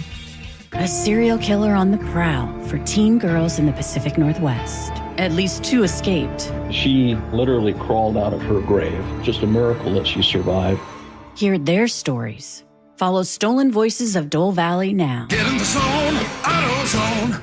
Welcome to the end of summer sale at AutoZone. We're celebrating the end of long days and short nights with big deals for a short time, like car wash. Right now, you can save 20% on the Armor All Complete Car Wash Kit. Need new brakes? Duralast brake pads are free with the purchase of Duralast rotors. We've also got oil deals and more. We're ending the summer right with the end of summer sale at AutoZone. Get in the zone, AutoZone. Restrictions apply. This is the story of the one. As a lineman, he does whatever it takes to keep the power on in his community. And he wants a partner like Grainger who does the same. Grainger offers the professional-grade products he needs, from voltage detectors to harnesses to hard hats, plus fast, dependable delivery, so he can rise to every challenge. Call 1-800-GRAINGER, click Grainger.com, or just stop by. Grainger, for the ones who get it done. Finding great candidates to hire can be like, well, trying to find a needle in a haystack. Sure, you can post your job to some job board, but then all you can do is hope the right person comes along, which is why you should try ZipRecruiter for free at ziprecruiter.com/radio. ZipRecruiter doesn't depend on candidates finding you. It finds them for you. Its powerful technology identifies people with the right experience and actively invites them to apply to your job. You get qualified candidates fast. So while other companies might deliver a lot of hay, ZipRecruiter finds you what you're looking for. The needle in the haystack.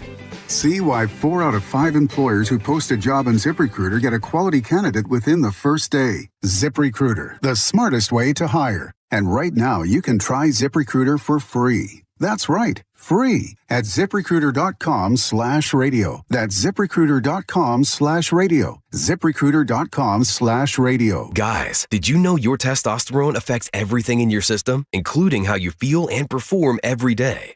Right now, Revive Men's Health Seattle will check your testosterone for free. Knowing your T levels is the first step in understanding if you have low T. Your testosterone level impacts your energy, libido, sleep, weight, hair loss, mood, and even ED.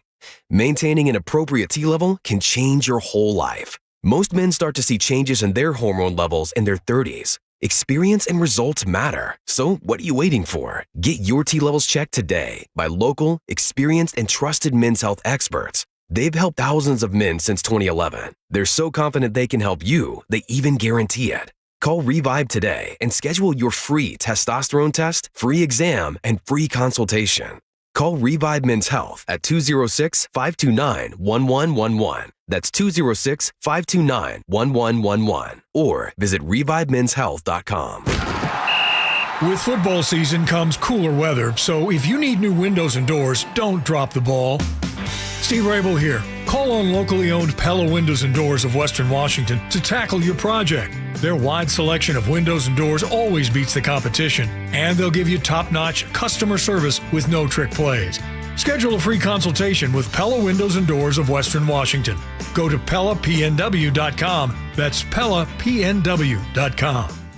Having your vehicle serviced is our stress-free promise at Subaru of Puyallup, with convenient service hours from 5 a.m. to 9 p.m. 6 days a week. Subaru of Puyallup, your stress-free dealership. Schedule now at SubaruofPuyallup.com. KIRO News Radio 97.3 FM Northwest News. Now, the latest from KIRO News Radio and MyNorthwest.com. Good afternoon. I'm Aaron Granillo. A temporary fix is in the works to bring cars back on the White River Bridge. KIRO News Radio's Chris Sullivan has details. WashDOT is already manufacturing 5 braces that will wrap around the damaged steel of the 76-year-old bridge. Acting like a cast for a broken bone, these braces will help disperse the load and allow traffic back on the bridge. WashDOT hopes to have 1 lane of alternating traffic across the bridge by mid to late September. Traffic will be controlled by signals at either end. Engineers are working on a permanent fix, but no details so far. The bridge was hit by an overheight truck earlier this month. The detour route is 38 miles. Chris Sullivan, KIRO News Radio. Out of the closing bell reports, downtown Seattle hotels boasted a record-breaking July. Visit Seattle says hotels brought in $126 million last month. That is more than 2 years ago when the city hosted the MLB All-Star Game and 2 Taylor Swift concerts. Much of the boost came from the Seattle Convention Center. That venue saw its highest monthly total of group bookings in 14 years. U.S. economy grew stronger than previously thought in the second quarter. CBS's Jason Brooks with those numbers. The Commerce Department revised second quarter GDP to 3.3% growth from the previous estimate of 3%, thanks in part to stronger consumer spending. Growth resumed after GDP dipped in the first quarter, primarily the result of businesses front-running tariffs and swelling imports, which dragged down GDP. It has been the go-to spot at the mall for many teens and tweens. The boutique chain Claire's announced it is closing more than 290 stores nationwide, including 4 in Western Washington. Those include the Redmond Town Center and Factoria Square locations. Company's also closing its doors at the Centralia Fashion Outlets and in Federal Way. Closures come after Claire's announced it has sold its North American business to a private equity firm. On Wall Street today, solid gains with the Dow up 71, S&P gained 20, NASDAQ ahead by 115. Turning now to the real-time traffic desk at 1:33. Here's Nate Connors. Thanks, Aaron. Tacoma to Olympia really struggling this afternoon. You're up to an hour and 10 minutes. You've got a 4-mile thick backup through JBLM and another backup between Lacey and Olympia starting closer to Martin Way now. That's another 4-mile backup there. Heading over Tiger Mountain, it's been off and on all afternoon, and we're back to a big old backup eastbound 18. 5 miles solid solid backup from the Summit over to I-90 due to road work.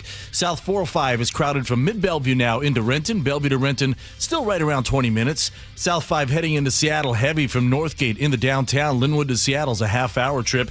North 5 slow from the Michigan Curve in the downtown.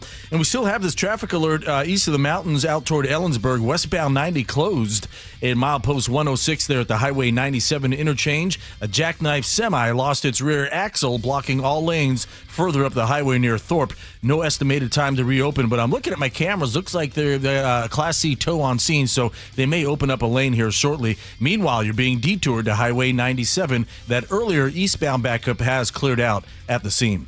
KIRO News Radio, real-time traffic. I'm Nate Connors. Thank you, Nate. Forecast brought to you by State Roofing and Exteriors. Mostly sunny today. Highs right around 80 degrees. Right now we have 77 in downtown Seattle. I'm Aaron Granillo, KIRO News Radio. Your best source for local news. You're listening to KIRO News Radio, Northwest News. Welcome back to the show. We're excited to welcome Chris Sullivan on with us again. Chris, welcome back to the show. It's good to be here. We have a bunch of stuff to talk about Sure. with you today. We've got some light rail updates. We've got some White River Bridge updates. But let's start with what's going on in front of our studio here. So I don't know if the audience has been able to hear this. I hope not, because that would be very unprofessional. We certainly feel it and hear it. But it feels like we get an earthquake. Like every hour or so, we get this intense shaking that's happening. And it's because they're tearing out the street on Eastlake Avenue, which is where we're located in Seattle. They're tearing up the street, digging down.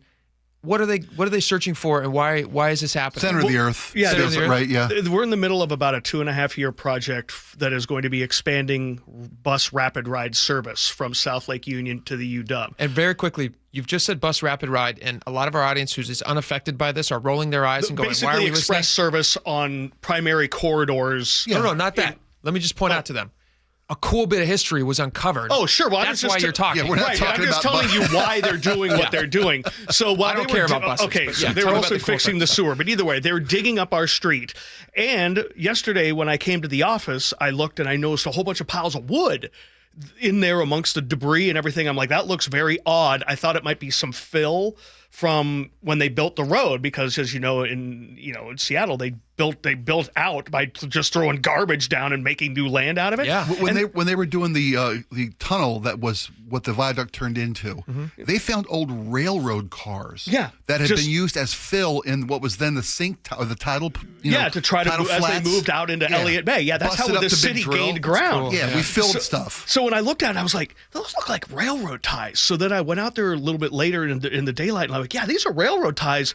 I wonder if these are part of the old streetcar that ran from South Lake Union to UW that started in 1893. Now, and they are. We're not talking about the South Lake Union trolley. No. We're talking about a streetcar that ran, trolley cars that ran from 1893 to 1941, Just right like- outside just like our in building. San Francisco. Yeah, Right pretty here. much. Yes. Because South Lake Union and the East Lake neighborhood, was one of the first neighborhoods in Seattle.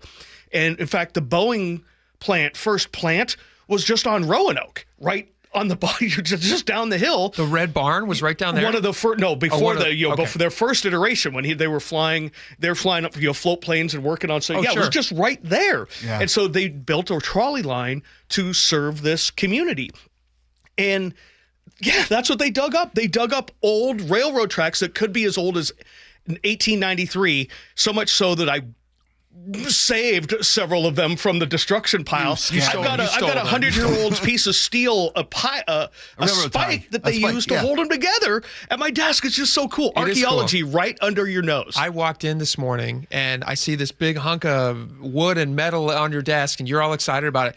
But then also on the main table out here, where we usually put food, you brought in a bunch of this old, disgusting, 100-year-old plus, covered in God knows what kind of, Black Plague disease. Debris, whatever. That you've unearthed from 100 years ago. So we really Thank you very much for that. Yeah. I might have, as Spike said, I might have unleashed a plague here in the newsroom. Have a cupcake, pal. The crazy thing is, though, like we talked about before, people on radio will eat anything.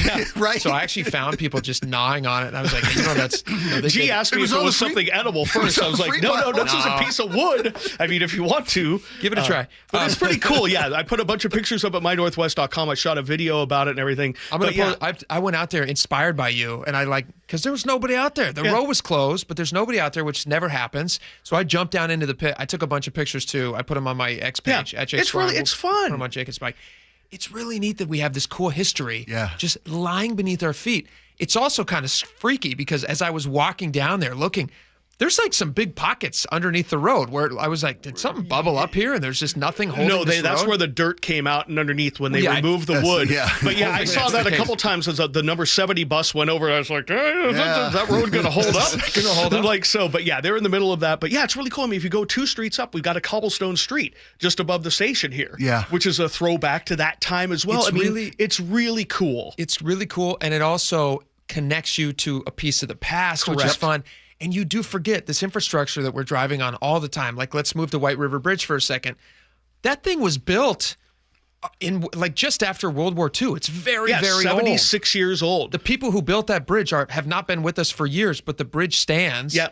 And the thing is now, so Governor Ferguson, he requested some emergency funds. Correct. I was surprised at the cost. Like, not much in emergency fund, only $2 million. Well, because they're not quite sure what that's to get the ball rolling. And again, that's national money. But what the good news is overnight, I did find out that they are going to try to open 1 lane of alternating traffic by the middle of next month. Great. So here within a couple of weeks, they say by mid to late September, they hope to have 1 lane of alternating traffic open. What they're doing is they're basically putting casts that you might put on a broken arm. Yeah. 5 of them around some of the worst beams. What color are they going to choose? I'm sure they'll probably paint them. Can we sign them? Maybe. I don't know. That'd be pretty cool. We could all go sign it. But no, they're putting 5 temporary braces up on some of the worst spots that will help kind of disperse the load. And they hope that then they'll be able to have 1 lane of traffic kind of going through the middle of the bridge. There are going to be signals on either end, and that's going to be the way it is until they come up with a permanent fix, which they're trying to figure out now. They just don't know what it is yet. Can I take a quick survey of the room? Just real fast. Sure. And I want everybody to be dead honest. There's 4 of us in here. How confident would you be as somebody driving across the bridge to drive across it after you see that it's being, obviously it's not held together with chewing gum and baling wire. But still, that would make me kind of nervous driving across that bridge, knowing what happened to the Skagit River Bridge. What do you guys think? Laura, would you drive across this? I'll walk it. You'll walk it. I'll walk it. You've got a brand new pedestrian There's a bridge brand new right pedestrian next door. bridge. I loved the idea of people parking their car on one side and then walking across. That's what I would do. All right, That's what I do. Spike, would you drive it? I'd sign it. I'd sign a waiver because I'd drive it without the reinforcements. Oh, you would? I'd take my chances. Okay. Rather than a 40-mile detour. Yeah. I'd say, give me something to sign. Well, give me a waiver. Let me say this. I probably could be convinced to do it. I wouldn't be the first one across it. I'd maybe wait like a couple of weeks. I'd be like, all right, let's see how this thing holds up. So how about you, Chris? I drive it. You drive it. Yeah, Okay. I trust the engineers, and if they say it's safe to drive, when they fix it, I trust them. There you go. I have to trust them. Have you seen that video of the old Tacoma Narrows Bridge? That was a bad design. Galloping That was Gurney? a bad design. Yeah. Same guys who built this bridge, I bet. Yeah. Pretty close. Well, well, they didn't have the wind issues that they do in the Narrows that they failed to think about. Speaking of trust, can we get to the announcement for Federal Way? Do you trust that? Oh, Yeah, okay. Yeah, what we would just- you rather do? Wait for the opening of the Federal Way light rail station, or drive over that 1-lane bridge? I would probably take the bridge. There you go. But you'll die of old Sound age. Transit finally announced this morning that it's going to be December 6th will be the opening of service to Federal Way. What year? Of this year, December 6th of this year. 3 months ahead of schedule from the schedule they changed 3 years ago. No, I'm just kidding. No, 3 months ahead of schedule.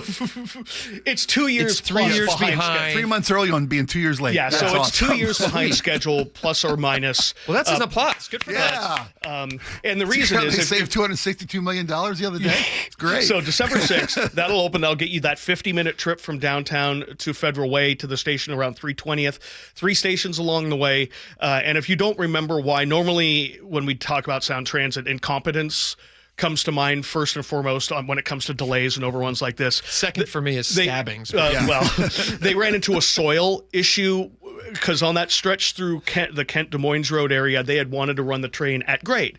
And they thought the soil was going to be okay. But when they started doing some analysis, they're like, we don't think it'll hold it. So they built a little bridge, and then they're like, we don't really think this is going to work. So they had to build another bridge, an elevated area to deal with the soil there, and that took them an extra 2 years to do that. These aren't the same people working on the White River Bridge, I hope. No, different agency, but the same people that are still trying to get light rail across the lake. Again, I won't be the first person on that train either, but I will still use it, but maybe on day 7 or 8. Yeah. Give me something to sign. I'll go to that. Absolutely. Yeah. It'd be fun. It's something that a human has never done before. So you're right. Trust first time. Hey, it's fun to be the first. Chris Sullivan, thanks for all the updates. We appreciate it. We have a lot more coming up. Stick around. We're going to be right back here. The Closing Bell is brought to you by Legacy Group Capital's Northwest Fund. KIRO News Radio is right there with you. Thank you so much for hanging out with us. On your smart speaker before you head out the door. We continue to be in recovery mode on northbound I-5. Watch live on YouTube or the KIRO News Radio app. Newfangled idea of having to see the people while they're talking. The office, the gym, wherever you are. Get on the YouTube channel. The whole gang's there. KIRO News Radio. 97.3 FM, powered by MyNorthwest.com. If you have unfiled taxes or are in debt to the IRS, this is important news. Did you know the IRS has programs specifically designed to help people struggling with tax debt? Powerful tax assistance programs that can save you thousands if you qualify. No one knows these programs better than the experts at Optima Tax Relief, America's most trusted tax resolution firm. A+ rated by the Better Business Bureau, their award-winning tax attorneys and licensed professionals have resolved over $1 billion of tax debt for their clients. One call to Optima can start the process, helping to put an end to your worries about wage garnishment, asset seizure, and other aggressive IRS actions. Find the best options to solve your tax problems. Call the experts at Optima Tax Relief today for a free consultation. Call 800-343-6460. 800-343-6460. 800-343-6460. Optima Tax Relief. Some restrictions apply. For complete details, please visit OptimaTaxRelief.com. Did you know in Washington State, you can see a physical therapist without a referral from your doctor? That's right. Thanks to Direct Access, you can skip the wait and get the care you need right away. Shannon O'Kelly, how has Direct Access changed the game? Direct Access for us, Brock, is a game changer. Why? Is because there is so much research and data out there that says if you get in early when you have a musculoskeletal problem or an injury, the earlier you get in and we can start care, the better outcomes and the decreased downstream cost, okay? So it's so important. Our providers are all doctors of physical therapy. They're all trained to identify situations and problems. They've got the skill, they've got the talent, they've got the knowledge. If you get in and start therapy early, we're going to get you back to activity, pain-free, and moving and having fun. Fast, easy, effective. Direct Access is your path to better movement, starting with a single step. Visit irgpt.com to schedule your appointment today. irgpt.com. An illegal alien from Guatemala charged with raping a child in Massachusetts. An MS-13 gang member from El Salvador accused of murdering a Texas man. A Venezuelan charged with filming and selling child pornography in Michigan. These are just some of the heinous migrant criminals caught because of President Donald J. Trump's leadership. I'm Kristi Noem, the United States Secretary of Homeland Security. Under President Trump, attempted illegal border crossings are at the lowest levels ever recorded, and over 100,000 illegal aliens have been arrested. If you are here illegally, you're next. You will be fined nearly $1,000 a day, imprisoned, and deported. You will never return. But if you register using our CBP Home app and leave now, you could be allowed to return legally. Do what's right. Leave now. Under President Trump, America's laws, border, and families will be protected. Sponsored by the United States Department of Homeland Security. You're listening to Leaf Filter Radio, and the guru of gutter protection himself, Chris Coonahan, is here to take your most pressing leaf-related questions. Hey, everybody, Chris here. I understand we have Ron on the line. Ron, where are you calling from? Uh-oh. Ron, are you calling from a ladder? Well, I was. I wanted to ask Chris what I need to do to get my gutters ready to have leaf filter installed. Oh, Ron, you don't have to do anything. A Leaf Filter Trusted Pro will come out and clean out your gutters, realign and seal your gutters, and install Leaf Filter, America's #1 gutter protection system. So I didn't need to get on this ladder? Ron, Leaf Filter Trusted Pros are in your neighborhood and ready to help. Just visit leaffilter.com/radio to schedule your free gutter inspection and get up to 30% off. Thank goodness. What was that site? That's leaffilter.com/radio for your free gutter inspection today. See representative for warranty details. Promotion is 20% off plus a 10% senior or military discount. One discount per household. By texting 64,000, you agree to receive recurring automated marketing messages from Real Success. Message and data rates may apply. No purchase required. Terms apply. Available at ourrealsuccess.com. Do you want to learn how to make money flipping houses and acquiring rental properties right here in Seattle without using your own money? You'll learn to flip houses and secure rental properties in your spare time to get on track towards real wealth building. We're offering a handful of motivated individuals the opportunity to attend our workshop right here in Seattle for free. That's right, we'll give you 2 free tickets when you text FREE to 64,000. Seattle is the perfect market to flip houses and build rental income. Don't miss this opportunity. Come to a complimentary live 2-hour workshop next week right here in Seattle and learn how to start making money flipping homes and building long-term wealth with rental properties. To get 2 free tickets, text FREE to 64,000. Text in the next 10 minutes, and registrants will also receive a free copy of our Funding for Deals guide. Text FREE to 64,000 for 2 complimentary tickets. Text FREE to 64,000. Looking to hire? ZipRecruiter finds the best candidate for your job fast. Try ZipRecruiter for free at ZipRecruiter.com/free. ZipRecruiter.com/free. World-renowned pianist and composer Keiko Matsui returns to Dimitro's Jazz Alley this week, August 28th through 31st. Don't miss 6 intimate shows featuring music from her stunning new album, Euphoria. Tickets at jazzalley.com. Homeowners, federal tax credits on heat pumps end soon. Home Comfort Alliance can help you save up to 75% on new in-stock heat pumps with combined discounts, utility rebates, and expiring federal tax credits on systems installed by December 31st. These are new in-stock high-efficiency models that will make your home comfortable year-round. Federal tax credits expire December 31st, so don't wait. Visit HomeComfortAlliance.com. For all your heating, cooling, plumbing, and electrical needs, it's Home Comfort Alliance, the comfort people. All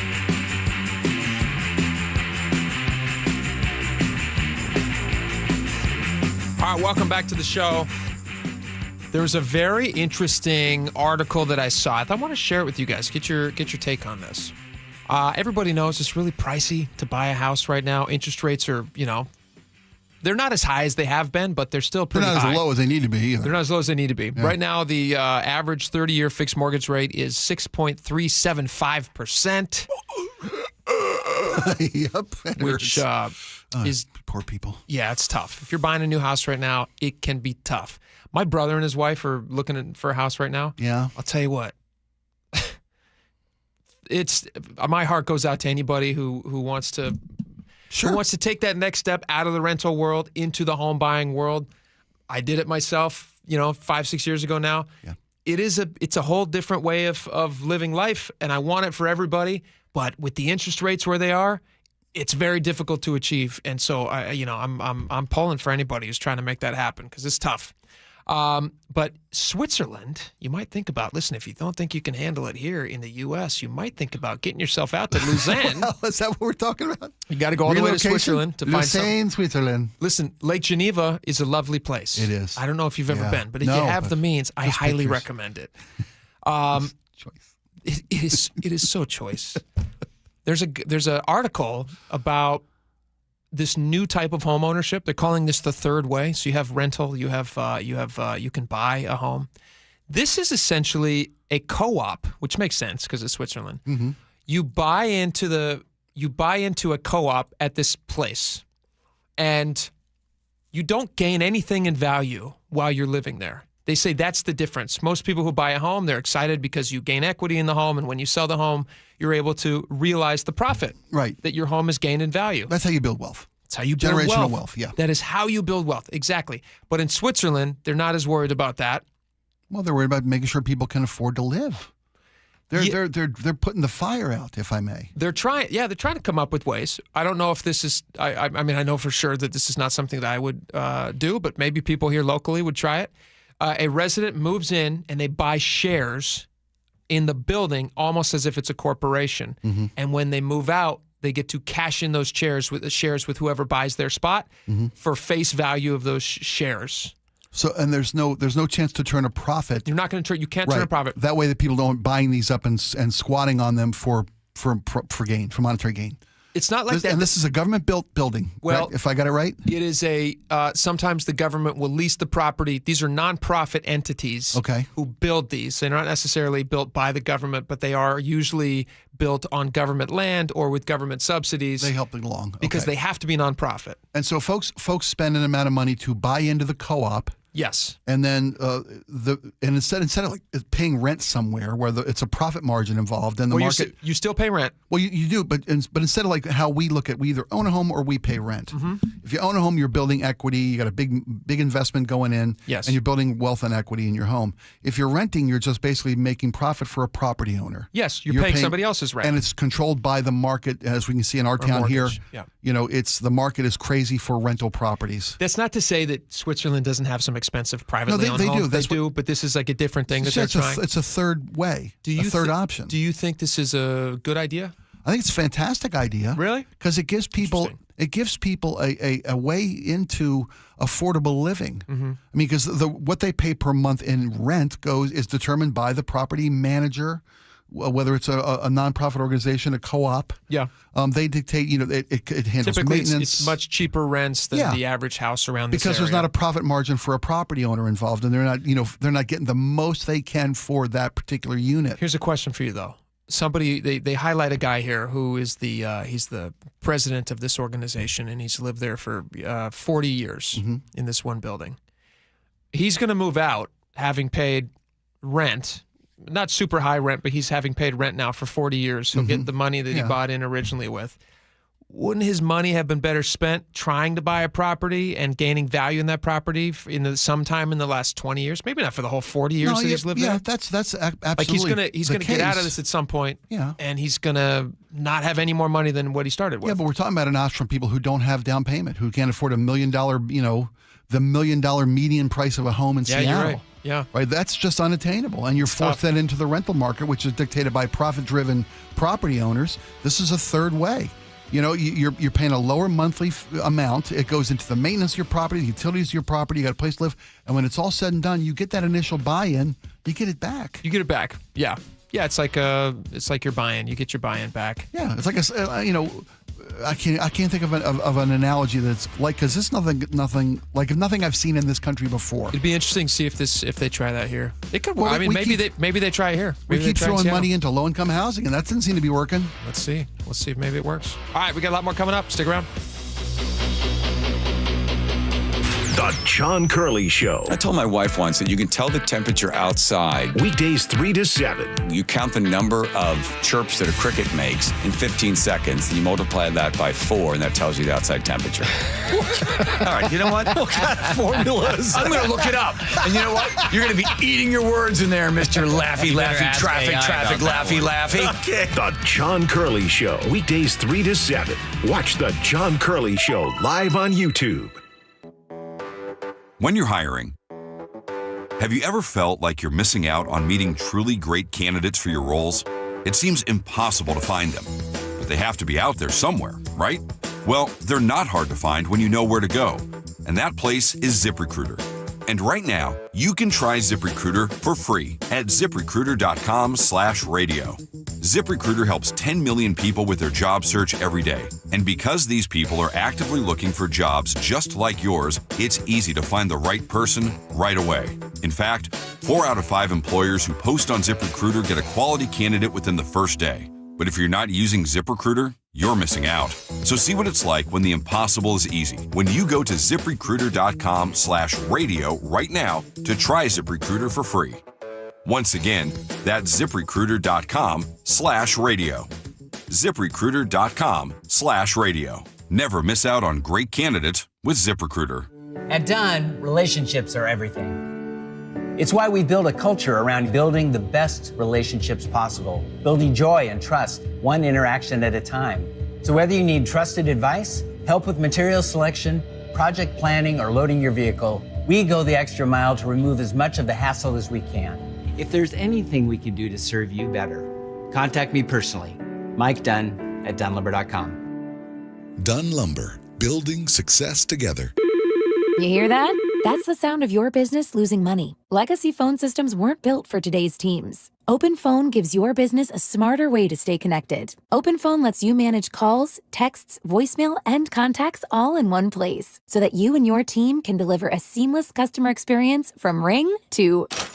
Need to take calls on the go? OpenPhone automatically transcribes, summarizes, and highlights next steps from every call, so you never miss a detail. Need insight into what closes a sale? With OpenPhone's AI call tags, you can instantly spot key topics like objections or pricing questions, and use those insights to coach your team and level up every customer interaction. And yes, you can bring your existing number with you for free. Keep your team in sync and your customers happy with OpenPhone. OpenPhone. No missed calls, no missed customers. Try OpenPhone for free at openphone.com/free and get 20% off your first 6 months. That's openphone.com/free. openphone.com/FREE. This is the story of the one. As a safety manager at a manufacturing plant, he does everything he can to keep his coworkers safe. From finding ways to reduce risks to keeping safety supplies in stock. And for that, he relies on Grainger. Grainger offers a broad range of quality products and next-day delivery, so he can always play it safe. Call 1-800-GRAINGER, click Grainger.com, or just stop by. Grainger, for the ones who get it done. This message comes from Viking, committed to exploring the world in comfort. Journey through the heart of Europe on an elegant Viking longship with thoughtful service, destination-focused dining, and cultural enrichment on board and on shore. With small ships that bring travelers closer to the destination, there's more time to explore. And every Viking voyage is all-inclusive, with no children and no casinos. Discover more at Viking.com. Your best source for local news. KIRO News Radio, KIRO FM and HD1, Tacoma, Seattle, Northwest News. This is CBS News on the Hour, sponsored by Progressive Insurance. I'm Cammie McCormick. Investigators in Minneapolis say the suspect in the Catholic church shooting clearly meant to kill. They recovered 116 rifle rounds at the scene, and they believe he was in the church a few weeks ago conducting surveillance. They haven't spoken to all of those who were closest to him. I know there were dozens of interviews that have been conducted with relatives, friends, associates of the shooter, as well as people, obviously individuals, witnesses that were present at the scene yesterday. I know we have not been successful in talking to the shooter's mother yet at this time, but there continue to be efforts made to get that done. Police Chief Brian O'Hara says they're also not sure yet where he was staying. 3 residences that are associated with this individual. I can't verify right now which residence he was staying at immediately prior to the shooting, but that's obviously something that will come out with the investigation. CBS's Anna Schechter reports on what investigators have found in his sketches. This shooter knew this location, knew the building well, had even etched a very accurate sketch, including lines of pews in one of those notebooks. At the CDC today, workers gathered outside to cheer on those leaving after the director was fired. CDC! CDC! Linda Kenyon has more from the White House. White House Press Secretary Caroline Leavitt says Susan Menares, quote, did not align with the president's vision. Her lawyer's statement made it abundantly clear themselves that she was not aligned with the president's mission to make America healthy again. Dr. Menares, who has been on the job for less than a month, reportedly crossed Health Secretary Robert F. Kennedy Jr. over his vaccine policy. Several senior leaders at the CDC who also questioned his views resigned. We will gladly show them the door. Leavitt says a replacement for Menares will be announced soon. Linda Kenyon, CBS News, the White House. Dr. Amish Adalji says the CDC isn't capable at the moment of doing its crucial job. And when they're in disarray because of all the politicization and RFK Jr.'s meddling, all of us are going to suffer from it. And I don't know that the CDC can recover from something like this. It is really decimated right now. The White House said today President Trump isn't happy about the massive Russian attack on Ukraine's capital today, but he's also not surprised. The BBC's Katie Watson is in Kyiv. More than 20 attacks here in Kyiv. President Zelensky has condemned these attacks, saying that Russia prefers ballistics to coming to the negotiating table. It was the worst attack since Trump's Alaska meeting with Vladimir Putin. On Wall Street today, stocks finished higher. This is CBS News. Sponsored by Progressive Insurance. We offer auto, home, and commercial auto insurance, plus a variety of business insurance options. Visit Progressive.com today. Coming up, immigration agents making arrests on the front lines of the Bear Gulch fire. That's after Nate Connors at the real-time traffic desk. Thanks, Aaron. Kia of Everett has the update. Tacoma to Olympia, you're back down to a 1-hour commute, down from an hour 10. You've still got backups through JBLM and again between Lacey and Olympia. In Tacoma, South 5 at the Port of Tacoma Road, a car fire on your right shoulder has you backed up heading into the Fife Curve. And then North 5, the Looky-Loo traffic jams up at the scene as well. Southbound 167 now slow through Algona and into Sumner. Southbound 405 crowded from Mid-Bellevue into Renton. So Bellevue to Renton has gone up a bit to 25 minutes. Northbound 405 is crowded through the Renton S-curves. Up in Canyon Park, both directions of 405 are filling in. South 5 heading into Seattle, bumper to bumper now from Northgate down to the Convention Center. Linwood to Seattle is up to 40 minutes. And again, out east of the mountains, we've got this traffic alert on westbound 90 out toward Ellensburg, where all lanes are blocked at milepost 106, right there at the Highway 97 interchange. We cleared that earlier jackknife semi near Thorpe. I haven't heard that the highway is reopened yet, so drivers are still being detoured there at Highway 97. Thinking of a Kia EV, you better act fast. Thousands in tax credits end September 30th. Visit KiaofEverett.com for the huge selection. Kia of Everett, simple, easy, fun. KIRO News Radio real-time traffic. I'm Nate Connors. KIRO News Radio 97.3 FM Northwest News. Now, the latest from KIRO News Radio and mynorthwest.com. Good afternoon. I'm Aaron Granillo. Federal agents have detained 2 firefighters battling a wildfire burning in the Olympic National Forest and Park. KIRO News Radio's Heather Bosch reports. Customs and Border Patrol agents detained 2 firefighters battling the Bear Gulch wildfire. Witnesses telling the Seattle Times agents told members of 2 private contracting crews to line up. They spent hours scrutinizing their IDs and then took the 2 into custody. Fire Information Officer Rachel Lipsky is referring questions to Border Patrol, but adds, the Border Patrol operation is not interfering with firefighting activity. The fire's burning on nearly 9,000 acres. It's only 13% contained. Heather Bosch, KIRO News Radio. A convicted serial rapist is back behind bars after he was allowed to post bail. Noel Stepney walked out to the Regional Justice Center in Kent after being convicted of raping a woman in her home. Seattle Police Detective Eric Munoz. The convict essentially bailed out as if he was bailing out of jail. But unfortunately, he was a convicted felon and he should have remained in custody. Munoz says Seattle Police arrested Stepney this week, about a month after he walked free. Stepney faces more than 13 years in prison. A statewide child exploitation crackdown leads to 12 arrests in Battleground. Washington State Patrol says it was part of a larger effort that has led to hundreds of arrests since 2015. More than 60 officers took part in this latest sting. The Clark County prosecutor will decide on charges. Nearly 20 years in the making, light rail finally comes to Federal Way. Sound Transit says service will begin December 6th, opening up 3 new stations along the 8 miles of track. The project is about 2 years behind schedule. Soil issues near Kent were the main reasons for that delay. Weather forecast now brought to you by State Roofing and Exteriors. Mostly sunny today, highs topping out right around 80 degrees, currently 77 in downtown Seattle. I'm Aaron Granillo, KIRO News Radio. Your best source for local news, serving Western Washington and the world with the KIRO News Radio app. Always streaming live on your smart speakers. You're listening to KIRO News Radio, Northwest News. It's the all-new Jake and Spike Show on KIRO News Radio. All right, welcome back to the show. 2 hours down, 2 very fast hours, 1 very fast hour left to go. Hang on to your butts. Lots to talk about. What's that funny? I didn't think we'd have to tell the people to just hold on for dear life. This Just show's hold gonna on move for fast. dear life.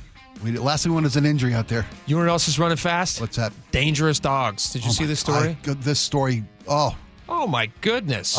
as a kid, a person was attacked by a dog. Oh, you were attacked by a dog? At the age of 6. And when I say attacked by a dog. What kind of a dog? A mutt. A mixed breed mutt that my buddy owned. My buddy's parents owned, I should say. Bit me right in the butt cheek. Oh my! I swear to you. And I say that I don't mean to downplay I don't mean to downplay the severity of this attack. It just gave me a phobia of dogs. Yeah, sure. Which I've confessed to before. I've got an unnatural fear of dogs, and I love dogs. Sounds like a natural fear if you got bit by one. You get bit early, it sticks with you for life. Yeah. Which is one of the reasons that this story hit home to me. It does. The award, while it may seem excessive to a lot of people, it's a large award. As a guy who's had his butt nearly taken off by a mutt, every penny. This story really sunk its teeth into you. It did. This is cold in King County. We're not I guess we can laugh because it's at you. We're not laughing at this we're woman. laughing at me. Yeah. Laughing at my young 6-year-old tender butt cheek with a dog hanging off of it. There was a lady who was running. See, this happened in King County. She's running along, and 2 dogs chase her off of this property. This attack is vicious. Yeah. And it was awful. The dogs came from behind. According to her attorney, the dogs came from behind her and took her down to the ground. They broke bones in both of her arms. They bit off most of her ear. They lacerated her head, her torso, and a muscle was torn from her leg. Ugh. That is a savage. That's a savage dog attack.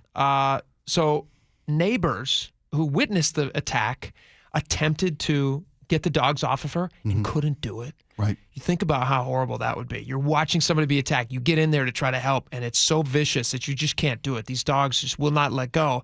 They call police. Police arrive. A King County deputy arrives and has to shoot one of the dogs, kills one of the dogs. Another one of the dogs ends up, running off, and he's eventually picked up by Regional Animal Services. But here's the part where she ends up getting paid by the county. This house was a problem house. It was filled with squatters, apparently, according to the story. Neighbors, a year prior to this, neighbors recognized that this was a dangerous house. You saw the pictures of this place? Horrible. Horrible. This is a hellscape. It is a hellscape. Yeah. It's no surprise to me at all that these dogs came from this house. If you told me, if you said, hey, Jake, quick quiz for you, a morbid quiz. If you had to pick one of the houses on these blocks where there's 2 dogs are going to run out and nearly kill a lady. Right. They're going to break a bone off her leg or whatever they did. They're going to rip muscle from her leg. They're going to break bones. They're going to take her ear off. Maybe take an ear off. Pick a house. The witnesses said they thought they were witnessing someone being killed. Yeah. By these 100% of the time, I would have guessed the house correctly. Yeah. Because it just looked horrible. So neighbors recognized this as well. This is prior to the attack. They started calling, all the way back in 2018, they started calling local county offices, trying to figure out how do we get this house taken care of? Because it was just a kind of, it's empty and being filled by squatters who clearly are being dangerous. Right. They have dangerous animals. This is scary for our community. There's health concerns, there's safety concerns, there's animal concerns. 75 calls to the 75 sheriff's office, animal care services, county offices, code enforcement. 75 calls. They tried everything. So listen to this lawsuit. They said the county impounded the dogs and then released them. I don't know why they would release them.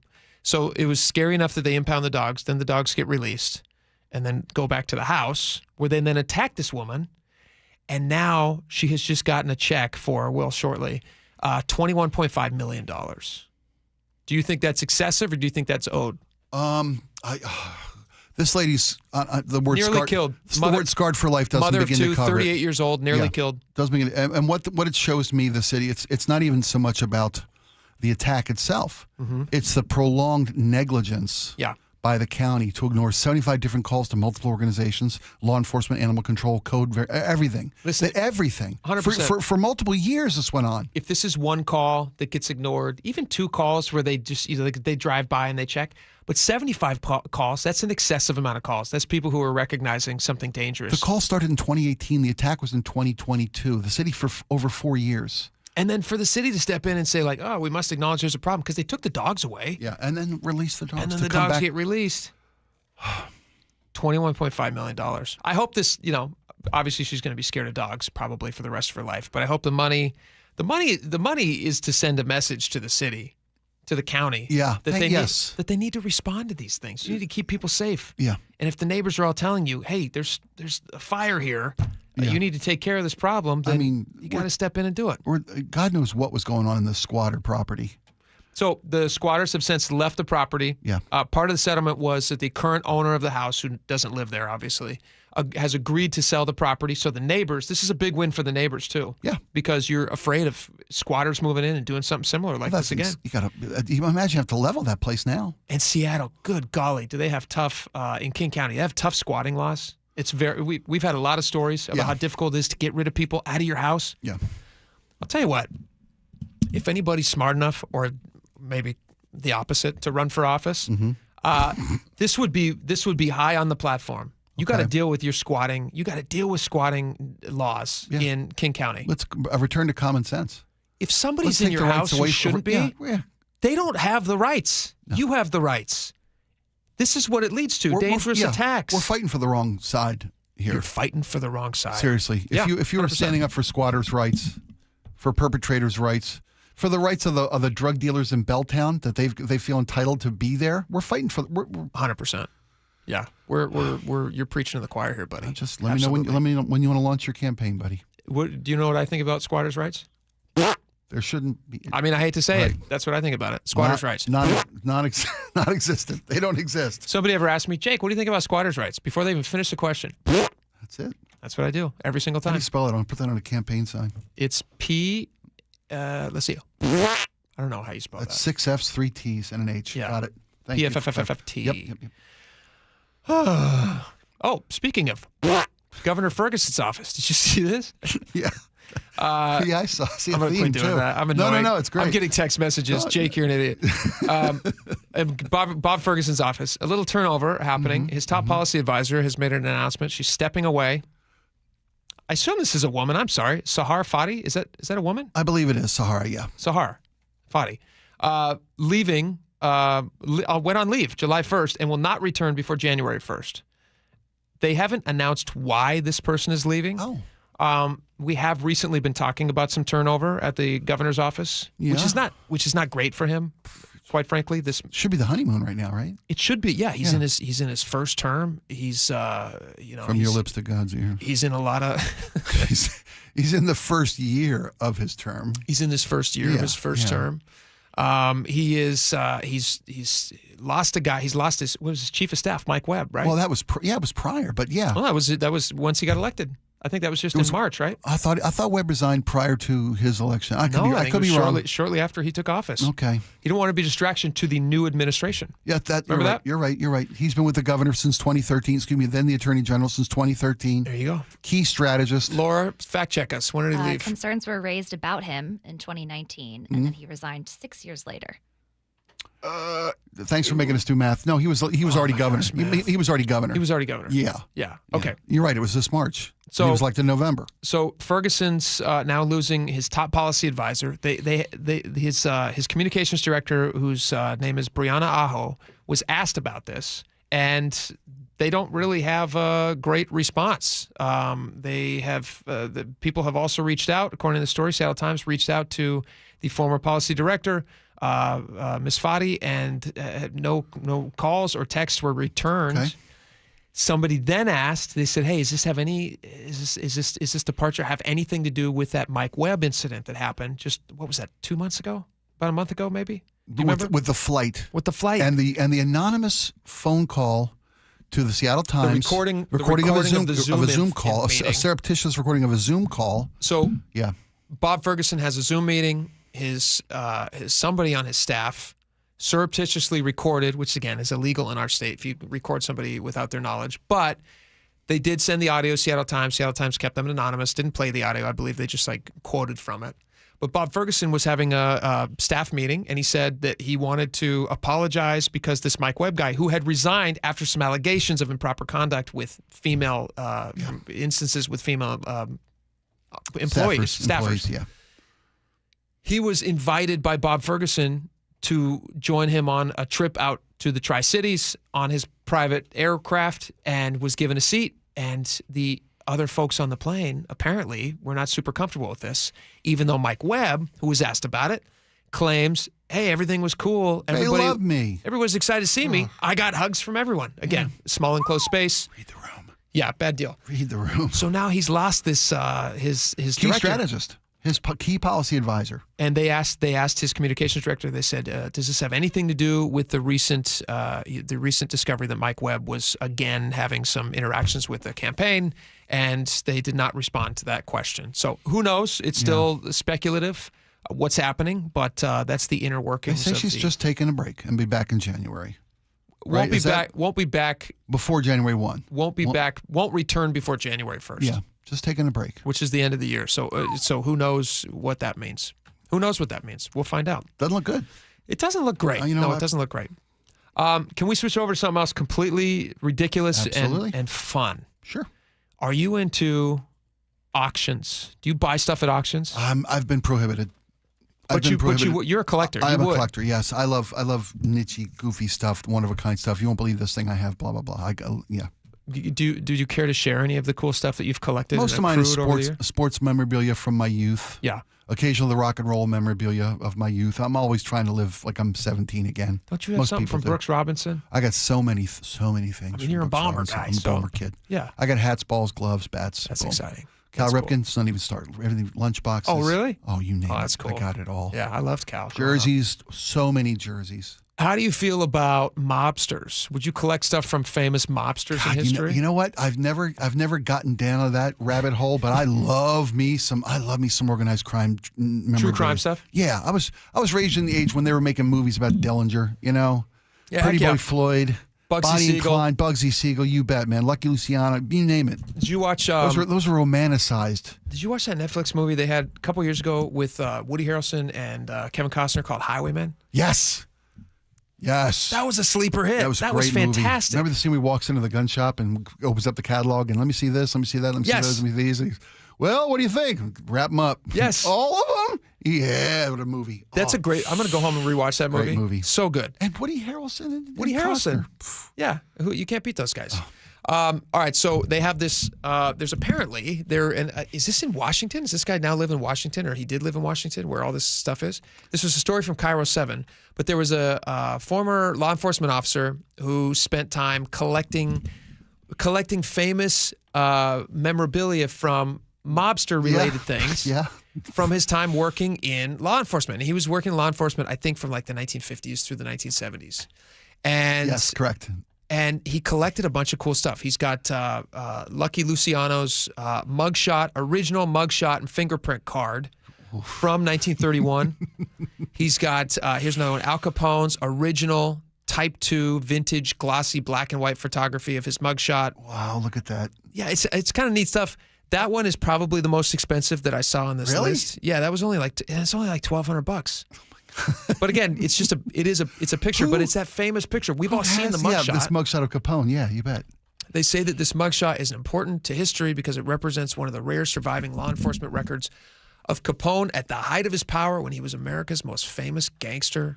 How is this guy have this? How is it legal for this guy to have this Well, stuff? he acquired it. It's not like he went into a. I mean, shouldn't this stuff be evidenced somewhere, or is this? You know, I think after 80 years, they probably say, "I think we've got our man." I mean, he's been dead for 60 years. So okay, fair enough. I don't think they can prosecute him anymore. Fair enough. Capone's original. This would be cool. His original 2-page rap sheet. So somebody had to like type that up when they were booking him. Yeah. And so he has that from 1941, which is cool. That would be interesting. There is a dark, morbid side to this, though, where I don't know if I'd want to own a fingerprint from some of these guys. From these dirtbags. They were murderers. These were monsters. These were organized crime leaders. These were monsters. They glorify them and romanticize the days, and they make movies about them, and Johnny Depp plays them in the theater. And they're very handsome on the big screen, but they killed people. They were monsters. They were monsters. That's actually what I liked about the Highwaymen. They did not glorify because they were chasing Bonnie and Clyde. Bonnie and Clyde. Yeah, yeah. Bonnie and Clyde were sociopaths. Yeah. Yes. Killing people indiscriminately, innocent people, cops. You know, it's funny because they were, to the public, they were heroes. Beloved. They were like Robin Hoods. Exactly.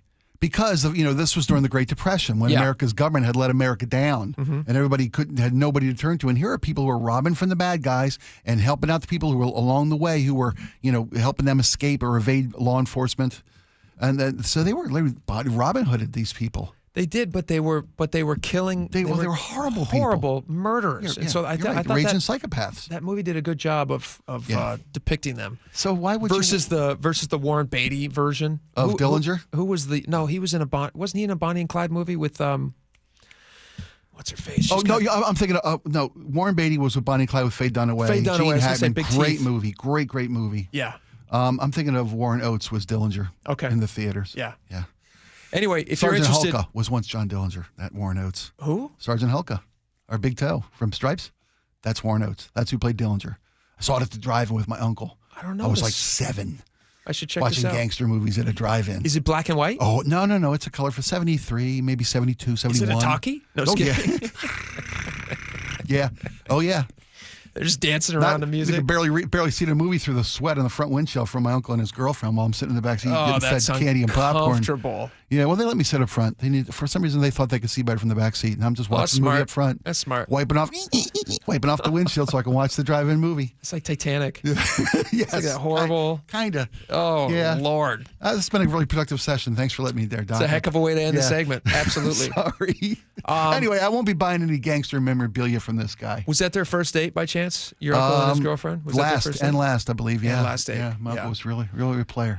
Speaking of first dates, when we come back, there is a viral list going around of places you're not supposed to bring a girl on a first date. They polled a number of women, places that they would not go out. If you were invite this lady out, a girl, a lady, a woman out, places they wouldn't go to for a first date.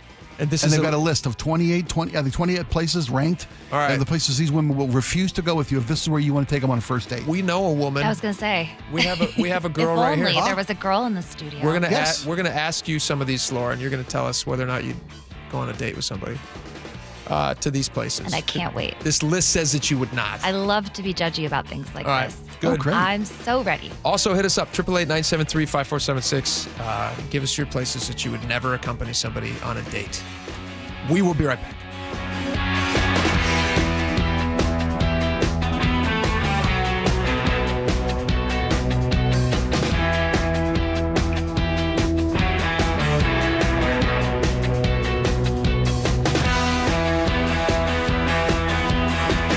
This hour is brought to you by Sharp Vision Modern LASIK and Lens. The John Curley Show. I told my wife once that you can tell the temperature outside. Weekdays 3 to 7. You count the number of chirps that a cricket makes in 15 seconds, and you multiply that by 4, and that tells you the outside temperature. All right, you know what? What kind of formulas? I'm going to look it up. And you know what? You're going to be eating your words in there, Mr. Laffy, traffic, laffy. Okay. The John Curley Show. Weekdays 3 to 7. Watch The John Curley Show live on YouTube. I'm Ed Evans, CEO of Consumer Cellular. We're dedicated to serving people 50 and up, like me. Our needs are different. Big Wireless wants us in an unlimited plan, but if you're not using all that data, you're probably getting used. At Consumer Cellular, we're focused on affordable, reliable plans, including data that suits your needs, not ours. Our plans start at just $20, and you'll get the best customer service in the business. Call 1-888-FREEDOM, visit consumercellular.com/facts or a store near you. Plans include $5 credit for auto pay and e-billing. See site for additional facts. This is the story of the one. As a lineman, he does whatever it takes to keep the power on in his community. And he wants a partner like Grainger who does the same.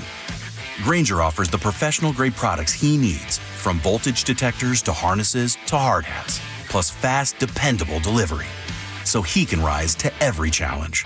Call 1-800-GRAINGER, click Grainger.com, or just stop by.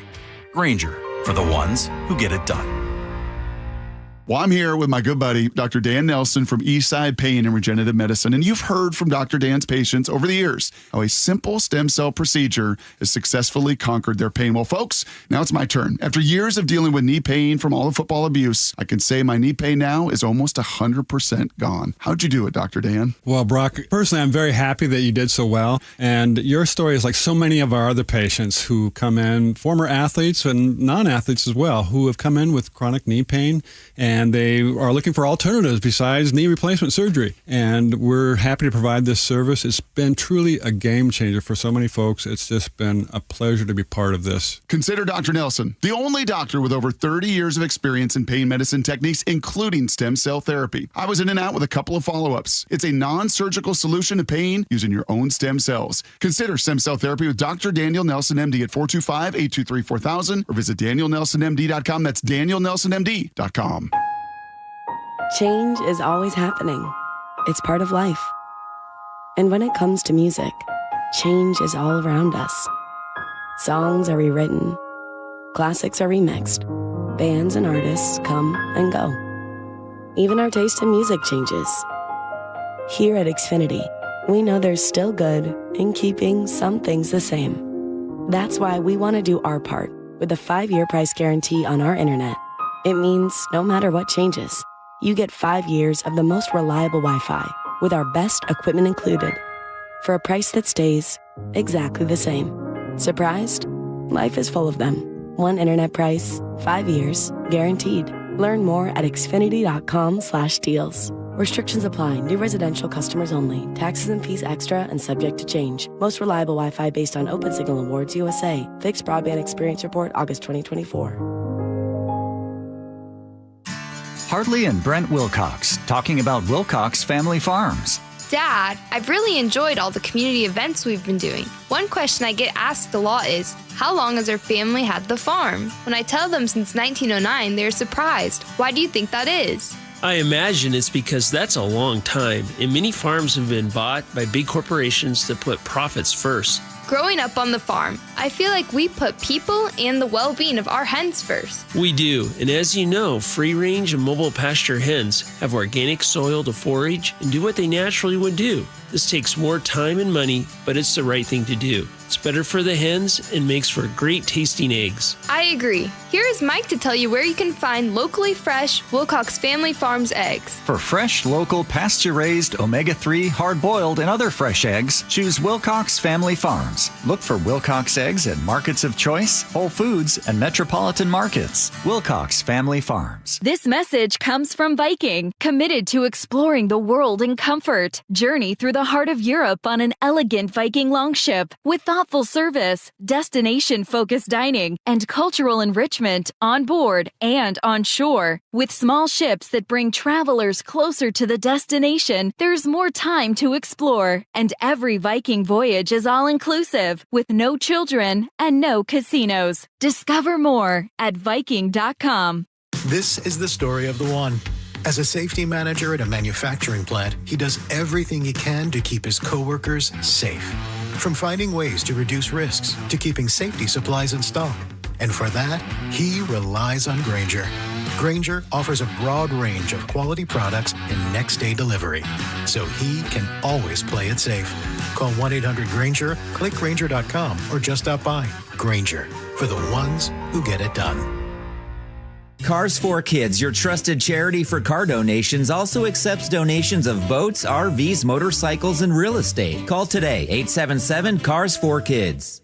KIRO News Radio 97.3 FM Northwest News. Now, the latest from KIRO News Radio and mynorthwest.com. Good afternoon. I'm Aaron Granello. We just heard from the father of one of those 2 children killed in yesterday's mass shooting at a Catholic school mass in Minneapolis. Jesse Merkel is the father of 8-year-old Fletcher Merkel. While the hole in our hearts and lives will never be filled, I hope that in time our family can find healing. I pray that the other victim's family can find some semblance of the same. A 10-year-old was also killed in that shooting. 15 children ages 6 to 15 were wounded, along with 3 parishioners in their 80s. Police say the shooter was found dead. He killed himself and fired 116 rifle rounds through stained glass windows of that church. The White House border czar has singled out Seattle and other so-called sanctuary jurisdictions. Tom Homan says those cities can expect to see an increase in immigration raids. Portland, Seattle, all these sanctuary cities that refuse to work with ICE, where we know public safety threats are being released every day into this country, especially those cities, we're going to address that. Homan says Chicago will likely be the next target for a federal crackdown on illegal immigration. New data shedding light on the growing construction worker shortage across the country, and KIRO News Radio's Luke Ducey tells us some of that blame is being placed on recent ICE enforcement. Economist Ken Simonson with the Associated General Contractors of America says their data now shows massive construction worker shortages. More than a third of construction workers, he says, are foreign-born, which is double the number for any other industry. So construction is a lot more vulnerable to anything that affects the foreign-born population of workers. Simonson says that includes ICE immigration raids. He also says they're offering guidance to contractors nationwide how to handle ICE raids. Luke Ducey, KIRO News Radio. A salmonella outbreak linked to recalled eggs has sickened at least 3 people here in Washington. CDC says 95 people across 14 states have been infected. Most cases are in California. Eggs were sold under the Sunshine Yolks brand by Country Eggs. They were recalled just yesterday. Let's go now to the real-time traffic desk coming up on 2:33. Here's Nate Connors. All right, Aaron, Subaru Puyallup brings us this check. Tacoma to Olympia is going to take you an hour. You've got a 3-mile thick backup through JBLM and 5 miles of scattered backups between Lacey and Olympia. South 5 through Federal Way heavy from Highway 18 down to the Port of Tacoma Road. From an earlier car fire, Federal Way to Tacoma is going to take you 25 minutes. North 5 slows approaching the scene still. Southbound 167 now heavy through Algona into Sumner. Eastbound 18 is packed from I-5 over to Military Road, and westbound 18 solid from the Valley Freeway over to Military Road. I don't see anything blocking here at the scene. Just coincidentally, that's where traffic jams up. Bellevue to South Center, half hour. You're slow from 520 to the Renton Landing, and now a pretty thick backup between the Valley Freeway and I-5 along South Center. Up in Canyon Park, southbound 405, you're going to jam up at State Route 527. South 5 is packed from Northgate to the Convention Center, Linwood to Seattle, 40 minutes. And good news, east of the mountains, all lanes have reopened westbound 90 in Ellensburg following a 2-hour closure where we had a semi that lost its axle. Having your vehicle serviced is their stress-free promise at Subaru Puyallup with convenient service hours from 5 a.m. to 9 p.m. Subaru of Puyallup, your stress-free dealership. KIRO News Radio, real-time traffic. I'm Nate Connors. Forecast now brought to you by State Roofing and Exteriors. Clear skies today, sunny with highs in the upper 70s. Could touch 80, right now 78 in downtown Seattle.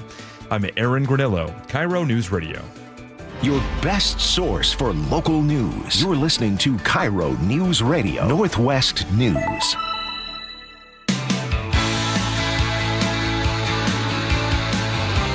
All right, welcome back to the show. Before the break, we were telling you this, I don't know where this list came from. It was kind of circulated around online. It was on X, and then... it was featured on a couple different TV everywhere. stations, KTLA in Los Angeles. KTLA. Fox 2 in Detroit had this on. Fox 2 in Detroit. Yeah.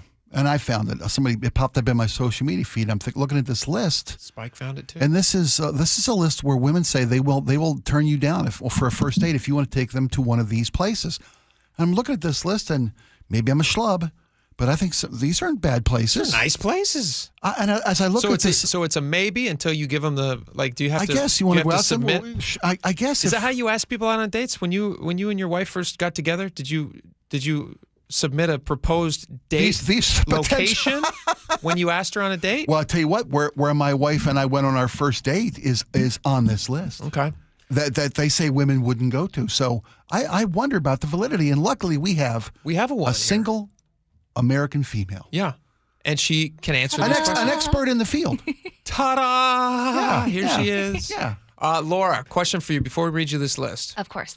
When somebody asks you on a date, are you more concerned with where they're going to take you on the first date, or are you more concerned? Like, how do you say yes to a date? Is it, yes, I'll go on a date with you, and then you wait to see where they're going to go, and then you just kind of go? Or do you make them give you all the plans ahead of time in case it's one of these horrible places? Well, I'll just say modern dating is Hinge. It's apps, right? And typically what will happen is one person will shoot an idea for meeting up in like a very specific date pitch. Mm-hmm. And then you can either say, yeah, that sounds great. Are you free Friday? Or you can ghost them. So, and that's how it works? You just don't respond? So somebody says, it's like the number one thing on this list. That's how I work, which is probably not great. Okay, so let me ask you this. Somebody comes to you on Hinge. Sure. and they say, hey, I want to go on a date with you to Cheesecake Factory, which is the number one place that if apparently somebody takes a woman, she says, no, not a chance. But what do you think of a Cheesecake Factory? So it's a no for you. Here's the thing. This is the first 6 things on this list. 14 things. They're all just fast food chains. Corporate fast food chains. Yeah. It's a Cheesecake Factory, Applebee's, Chili's, Chipotle, Olive Garden. I love Olive Garden. Everybody Buffalo loves Wild Olive Wings, Garden. Wingstop, Red Lobster, IHOP, Denny's. Where else is there left to eat in town? Yeah. I think that the reason that these might be on the list is because they feel very cookie cutter. They feel like a place that you go with your family, or I think that would be something you'd you like. would take any date. I think somebody would go oh, this person clearly I want a loves small family. Italian bistro that I haven't heard of that's tucked into Pike Place. We're I want something with romance. I don't want screaming children in high chairs and a 20-page menu. Right, we're talking about first dates. Happy birthday song. A first date is different than a date. I've been on many a date to Cheesecake Factory with someone that I've been dating for a while. Okay. It's a great place to go out to dinner. But it's once not you're a comfortable with the first date. person, it's because it doesn't say this person's going to work super hard to impress me. Where's the creativity? Where's the personalization? I guess that makes more sense. Yeah, again, this is a first date list of this is places not to go. 10th date to Olive Garden sounds Let's nice. go. Yeah. Breadsticks. Unlimited breadsticks. Woo! Let's go on a Tuesday when they're running a unlimited pasta bowl deal. 100%. You get the tour of Italy and breadsticks. Okay, so you read the first few of them here. We can knock off all the food places. Yeah. Your run-of-the-mill franchise food places. Church is another one on the list. Weirdly want to go to intimate church for a the first date. time. You're right. That would be. Also, a lot of are you people- talking to each other? That's a good question. Although it's going to give you an immediate insight into what's important in their life, and maybe that's a make or break for them, and maybe they're checking to see if you're willing to go to church with them. I agree. It's a risky. I think church is a third date. It's a risky start. They say the movies is a bad first date, and I've always kind of felt that. Yeah, because you're not very similar to talking. church. You're not talking. Yeah. I guess that makes I mean, you talk before, you talk after, you go out for whatever dessert afterward. Those are moments. I think a movie's a great first date because you can find out what they're into, what kind of person are they. Are they scream at the scary parts, or they laugh? It's also something that you can do together because, even when my wife and I started dating, when we first got together, you don't have a whole lot of shared experiences. In fact, you probably have almost none. So what are you going to be talking to these people about? I used to write down, this is stupid to admit, but I used to write down things that I would cover on the date because I was nervous I'd run out of things to talk about. That's so cute. I just didn't want to. I just didn't want to have empty dead. No, No, that's really thoughtful. You want to do well. You want it to go well. Yes, I wanted to prepare, and I studied her from a distance. No, I'm just kidding. I didn't do that. Wow. But I prepared. So, but the movies would make sense to me because you have a little bit of all right, you throw your best stuff in before the movie starts, and you sit down for the movie. What'd you share think that of it, experience, right? and then afterwards, exactly. But you go out to drinks or dinner after the movie, maybe. Yes. And then you have space to talk about it, right? Absolutely. Right. What do you Form mean? a connect. What do you mean Form a you real like Happy connection. Gilmore too? What do you mean you didn't think that was funny? Then Yeah. It's over. What about coffee dates? Coffee dates, they say, is bad. Okay, coffee dates are totally normal, but for an app meetup. And I don't think that the first time you meet up on an app is necessarily a first date. No, that's when you decide to go on the first date. Yes. I'll probably have an So a coffee date isn't a real first date. It's a, hey, I don't really know you at all. It's like to make sure you're not being catfished. Verify that you're normal. Public setting. Let's grab Witnesses. coffee. It can be a 30-minute experience. Okay, bye. And You that's can do not it a in the date? middle of the workday. That's not a date, Not a date, but it's a meetup but it's a meetup. with a prospective romantic partner. Yeah, you're but it's not a testing date. the waters. Okay. One of the things on this list is the gym. For a first date, to go work out together with somebody. Mm-hmm. This list doesn't apply to all women. It's going to but give of you all an the women insight. surveyed, Well, you're going to get they to said see this is where you don't want to go. You're going to get to see what their physique is, like a pretty good look, and that's nice. Yeah, again, Right? too intimate. For Too a first intimate, date. probably. Gym etiquette's important to a lot of people. You can find out what kind of gym etiquette they have. You know what my gym etiquette is? What? Never going to a gym. What it all costs. All right, moving on. How about this one? How about this one? And this one doesn't make sense. I think this would be a great idea. Okay. Family functions. What? Have you not? Sorry. Again, for a first date, you want someone to meet your mom? Have you guys ever seen a Lifetime romantic comedy? Have you ever seen a movie? Sure. This is what this is what movies are made out of. You hire somebody. Sometimes it's a person that you don't even have romantic interest in to go with you to a family function to help you save face because you have nobody. And then you find out along the way that you guys are actually perfect for each other. And maybe the person you were chasing at that wedding. Exactly. You're trying to shove it in her face. Maybe it was the guy next to you all along. 100%. Yeah. So you actually, so I think family functions should be taken off this list. I think list. with a Hallmark caveat, I agree. Okay. With you, actually, you've changed my mind. How about anything requiring a long drive? Oh, yeah. List, right? I made that mistake. I went camping on a second date and got in the car 3 hours to drive to the North Cascades. What'd you talk about? Luckily, we ended hours? up dating for a year, but I literally sat in the car, door closed, and I was like, what have I done?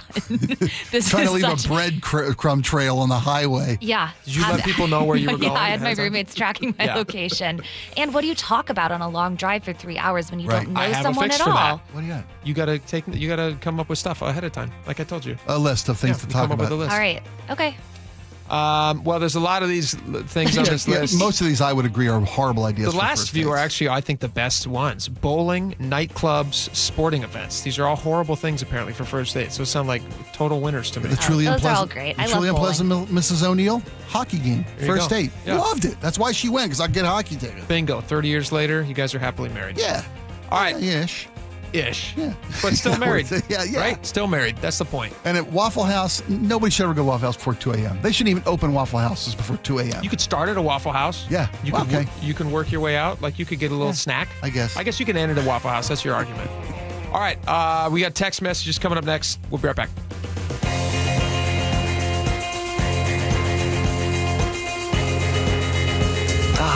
Summer in the Puget Sound region, hanging at the beach, a nice coffee on a long walk with the pooch, and so much time sitting in traffic every weekend, literally going nowhere. We've all felt it. Big construction projects are underway across the region, and I can help you get around the big delays. Choke Points with Chris Sullivan, presented by Carter Subaru. Get all of Sully's choke points at mynorthwest.com and the KIRO Newsradio app. Start having fun. Caesar Sportsbook at Muckleshoot Casino Resort is your #1 place to eat, drink, watch, and have fun. Keep up with your favorite sports anywhere and everywhere on property with the mobile app. Visit muckleshootcasino.com today. Scan the QR code and let the play begin. Muckleshoot. With football season comes cooler weather, so if you need new windows and doors, don't drop the ball. Steve Rabel here. Call on locally owned Pella Windows and Doors of Western Washington to tackle your project. Their wide selection of windows and doors always beats the competition, and they'll give you top-notch customer service with no trick plays. Schedule a free consultation with Pella Windows and Doors of Western Washington. Go to PellaPNW.com. That's PellaPNW.com. Eric Johnson here. I spent the past 30 years working to help make our community better informed, better protected when it comes to consumer issues, and better equipped to take on whatever life throws at us. That's why I love the free Washington Accident Book Series from Davis Law Group. These books keep us better informed about the law, better able to protect ourselves on and off the road, and better off when all is said and done after an accident. Chris Davis didn't have to write these books. He did it because he saw a need. People who were in accidents or other legal situations didn't know what to do, what pictures to take, documents to request. Only a tiny fraction of the people who get these free books will ever become clients of Davis Law Group, but that's not the point. Chris wrote them because it was the right thing to do. The free Washington Accident Book Series is a must-have for drivers who want to be prepared for whatever the road might throw at them. Get yours at WashingtonAccidentBooks.com. Citizens, since we each upgraded to Xfinity in our homes, the Wi-Fi has been booming. It's fair to say our town has officially become a boomtown. Mayor, will I be able to drop into multiplayer gaming battles with low lag? The lag won't be an issue, but your questionable skills may be. And what if I have hundreds of devices on the Wi-Fi? Purely hypothetical. Seems like a lot, but sure, hundreds of devices all booming together with the Xfinity Gateway. Yes, friends and neighbors, with Xfinity, the Wi-Fi is booming. The Wi-Fi isn't the only thing that's booming. Now get the most reliable Wi-Fi and our best-in-class equipment for one consistent price for 5 years guaranteed. All in. Plus, get unlimited data included and no annual contract. All with the 5-year price guarantee from Xfinity. Visit Xfinity.com, call 1-800-XFINITY, or visit a store today. Restrictions apply. Not available in all areas. New residential customers only. Select plans only. Xfinity Gateway with XFi Complete required for unlimited data except in certain areas. Most reliable Wi-Fi based on Open Signal Awards USA. Fixed Broadband Experience Report, August 2024. Actual speeds vary. You hear that? That's the sound of your business losing money. Legacy phone systems weren't built for today's teams. Open Phone gives your business a smarter way to stay connected. Open Phone lets you manage calls, texts, voicemail, and contacts all in one place so that you and your team can deliver a seamless customer experience from ring to... Need to take calls on the go? Open Phone automatically transcribes, summarizes, and highlights next steps from every call, so you never miss a detail. Need insight into what closes a sale? With Open Phone's AI call tags, you can instantly spot key topics like objections or pricing questions, and use those insights to coach your team and level up every customer interaction. And yes, you can bring your existing number with you for free. Keep your team in sync and your customers happy with Open Phone. Open Phone. No missed calls, no missed customers. Try Open Phone for free at openphone.com/free and get 20% off your first 6 months. That's openphone.com/free. openphone.com/FREE. Most roofers around here give you one option. 2 if you're lucky. Asphalt shingles and maybe metal. That's like going to a restaurant and the only thing on the menu is salad. Sure, there are a few kinds, but they're all pretty much the same, and none of them will keep you satisfied for long. I'm Jim Singletary, Chief Roof Nerd at RoofSmart, and we serve up real choices. Yeah, we do asphalt shingles, sure, but what about something more substantial, like EuroShield rubber tiles that last a lifetime? Or a beautiful, durable metal roof that can handle Seattle's weather like a champ. We even install cedar shake, stone, copper, and walkable rooftop decks. Most roofers stick to what's easy. At RoofSmart, we offer what's best for you. Now, those are what we call options. For anything is possible roofing, call RoofSmart at 206-487-4877 or visit GetRoofSmart.com today. That's 206-487-4877 or online at GetRoofSmart.com.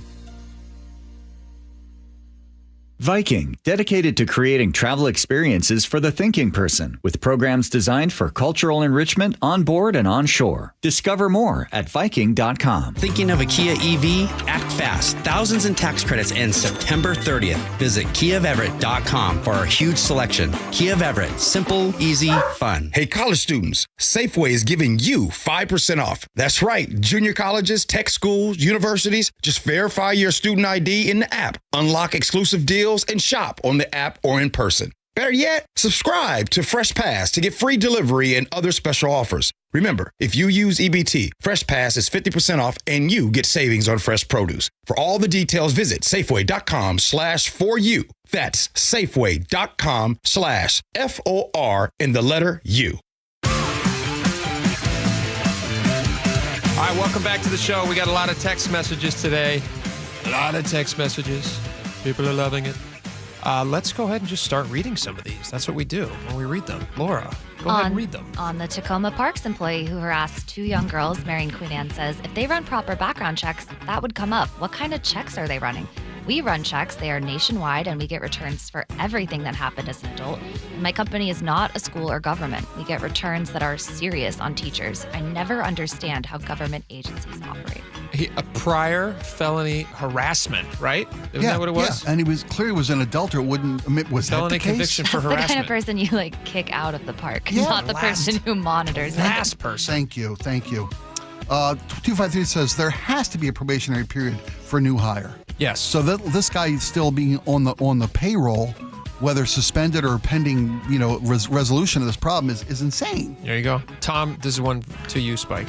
Tom says, I know Spike's not saying it, but I agree with you, brother, and they wouldn't have to worry about him messing with anybody else. Look at that, a truck full of shovels. Nice. And all this ground. Amazing. Gives me what's a this, great what's this idea. big lump in the ground? Yeah. Me, you, a shovel, and a bag of lime. Let's go camping. Brian in Bellevue says, cowards like that love to do things like that when they think no adults are going to find out. Oof. Yeah, you're right. He didn't go approach any grown-ups. He went to kids. And kudos to the family who didn't overreact. They did it properly. They called did the it right. cops. Yeah, they did it right. Kudos to you.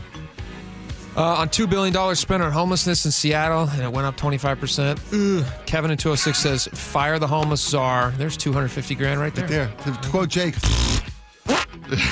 that's it. Mark Lambie says $2 billion? They could have bought an entire island and put enough houses on it to house all of the homeless. With zero accountability in our state, this is unacceptable.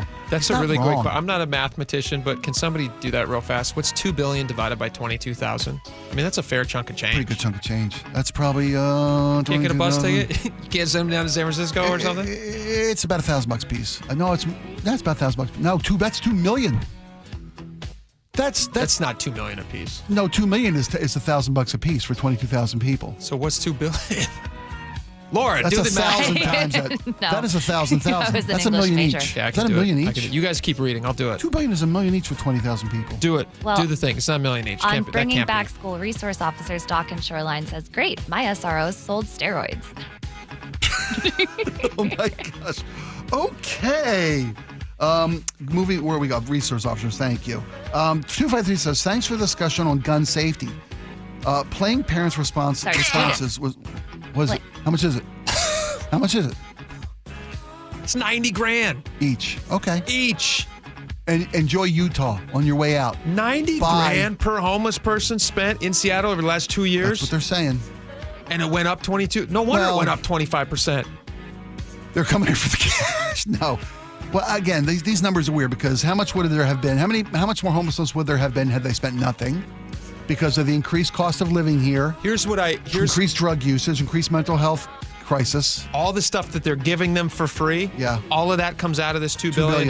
Yeah. You don't spend anything on that. Here's you think they're going to $90,000. hang out?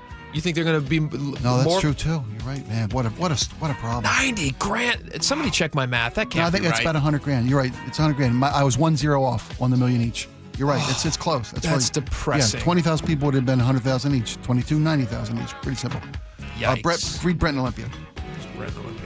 Brett from Olympia says, great segment. Love the show. You guys are awesome. As a teacher of over 21 years in both middle and high schools in the area, the overwhelming view from students is they are afraid and fearful of law enforcement all across the socioeconomic spectrum. That's what I've gotten results of from surveys I've given my students every year. Now I realize that's a feeling and I understand they're just kids. However, that sort of feeling permeates the entire atmosphere of the school culture. Personally, I'm a fan of having an SRO or two. It just makes sense from a safety standpoint. However, I've seen some things go not so great when SROs are around.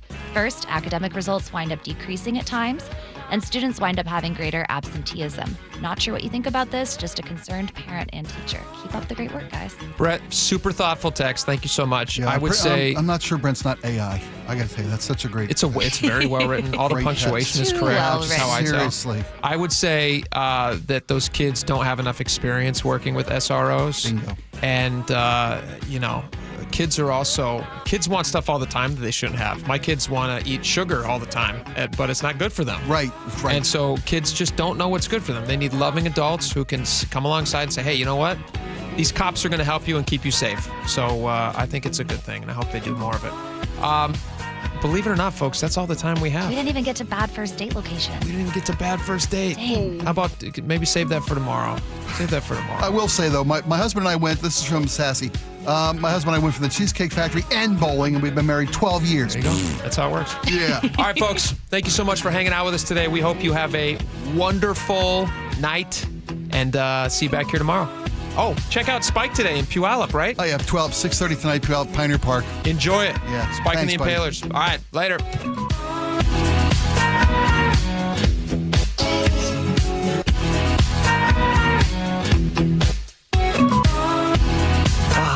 Summer in the Puget Sound region, hanging at the beach. A nice coffee on a long walk with the pooch. And so much time sitting in traffic every weekend, literally going nowhere. We've all felt it. Big construction projects are underway across the region, and I can help you get around the big delays. Choke Points with Chris Sullivan, presented by Carter Subaru. Get all of Sully's choke points at mynorthwest.com and the KIRO Newsradio app. You're listening to Leaf Filter Radio, and the guru of gutter protection himself, Chris Coonahan, is here to take your most pressing leaf-related questions. Hey, everybody, Chris here. I understand we have Ron on the line. Ron, where are you calling from? Uh-oh. Ron, are you calling from a ladder? Well, I was. I wanted to ask Chris what I need to do to get my gutters ready to have leaf filter installed. Oh, Ron, you don't have to do anything. A Leaf Filter Trusted Pro will come out and clean out your gutters, realign and seal your gutters, and install Leaf Filter, America's #1 gutter protection system. So I didn't need to get on this ladder? Ron, Leaf Filter Trusted Pros are in your neighborhood and ready to help. Just visit leaffilter.com/deal to schedule your free gutter inspection and get up to 30% off. Thank goodness. What was that site? That's leaffilter.com/deal for your free gutter inspection today. See representative for warranty details. Promotion is 20% off plus a 10% senior or military discount. One discount per household. This is the story of the one. As a safety manager at a manufacturing plant, he does everything he can to keep his coworkers safe. From finding ways to reduce risks to keeping safety supplies in stock. And for that, he relies on Grainger. Grainger offers a broad range of quality products and next-day delivery, so he can always play it safe. Call 1-800-GRAINGER, click Grainger.com, or just stop by. Grainger, for the ones who get it done. Coverage varies by plan. View contracts and exclusions at EnduranceWarranty.com. If you have a 2004 or newer vehicle that's out of warranty or about to be, Endurance is urgently notifying U.S. drivers about their low-cost vehicle coverage plan designed to save drivers thousands on rising vehicle repair costs. Those who qualify can pick their plan, coverage, and repair shop. Roadside service, towing, and rental cars included. All covered repairs get paid directly to the repair shop for you. Call now for your free quote. Call 800-298-7906. 800-298-7906.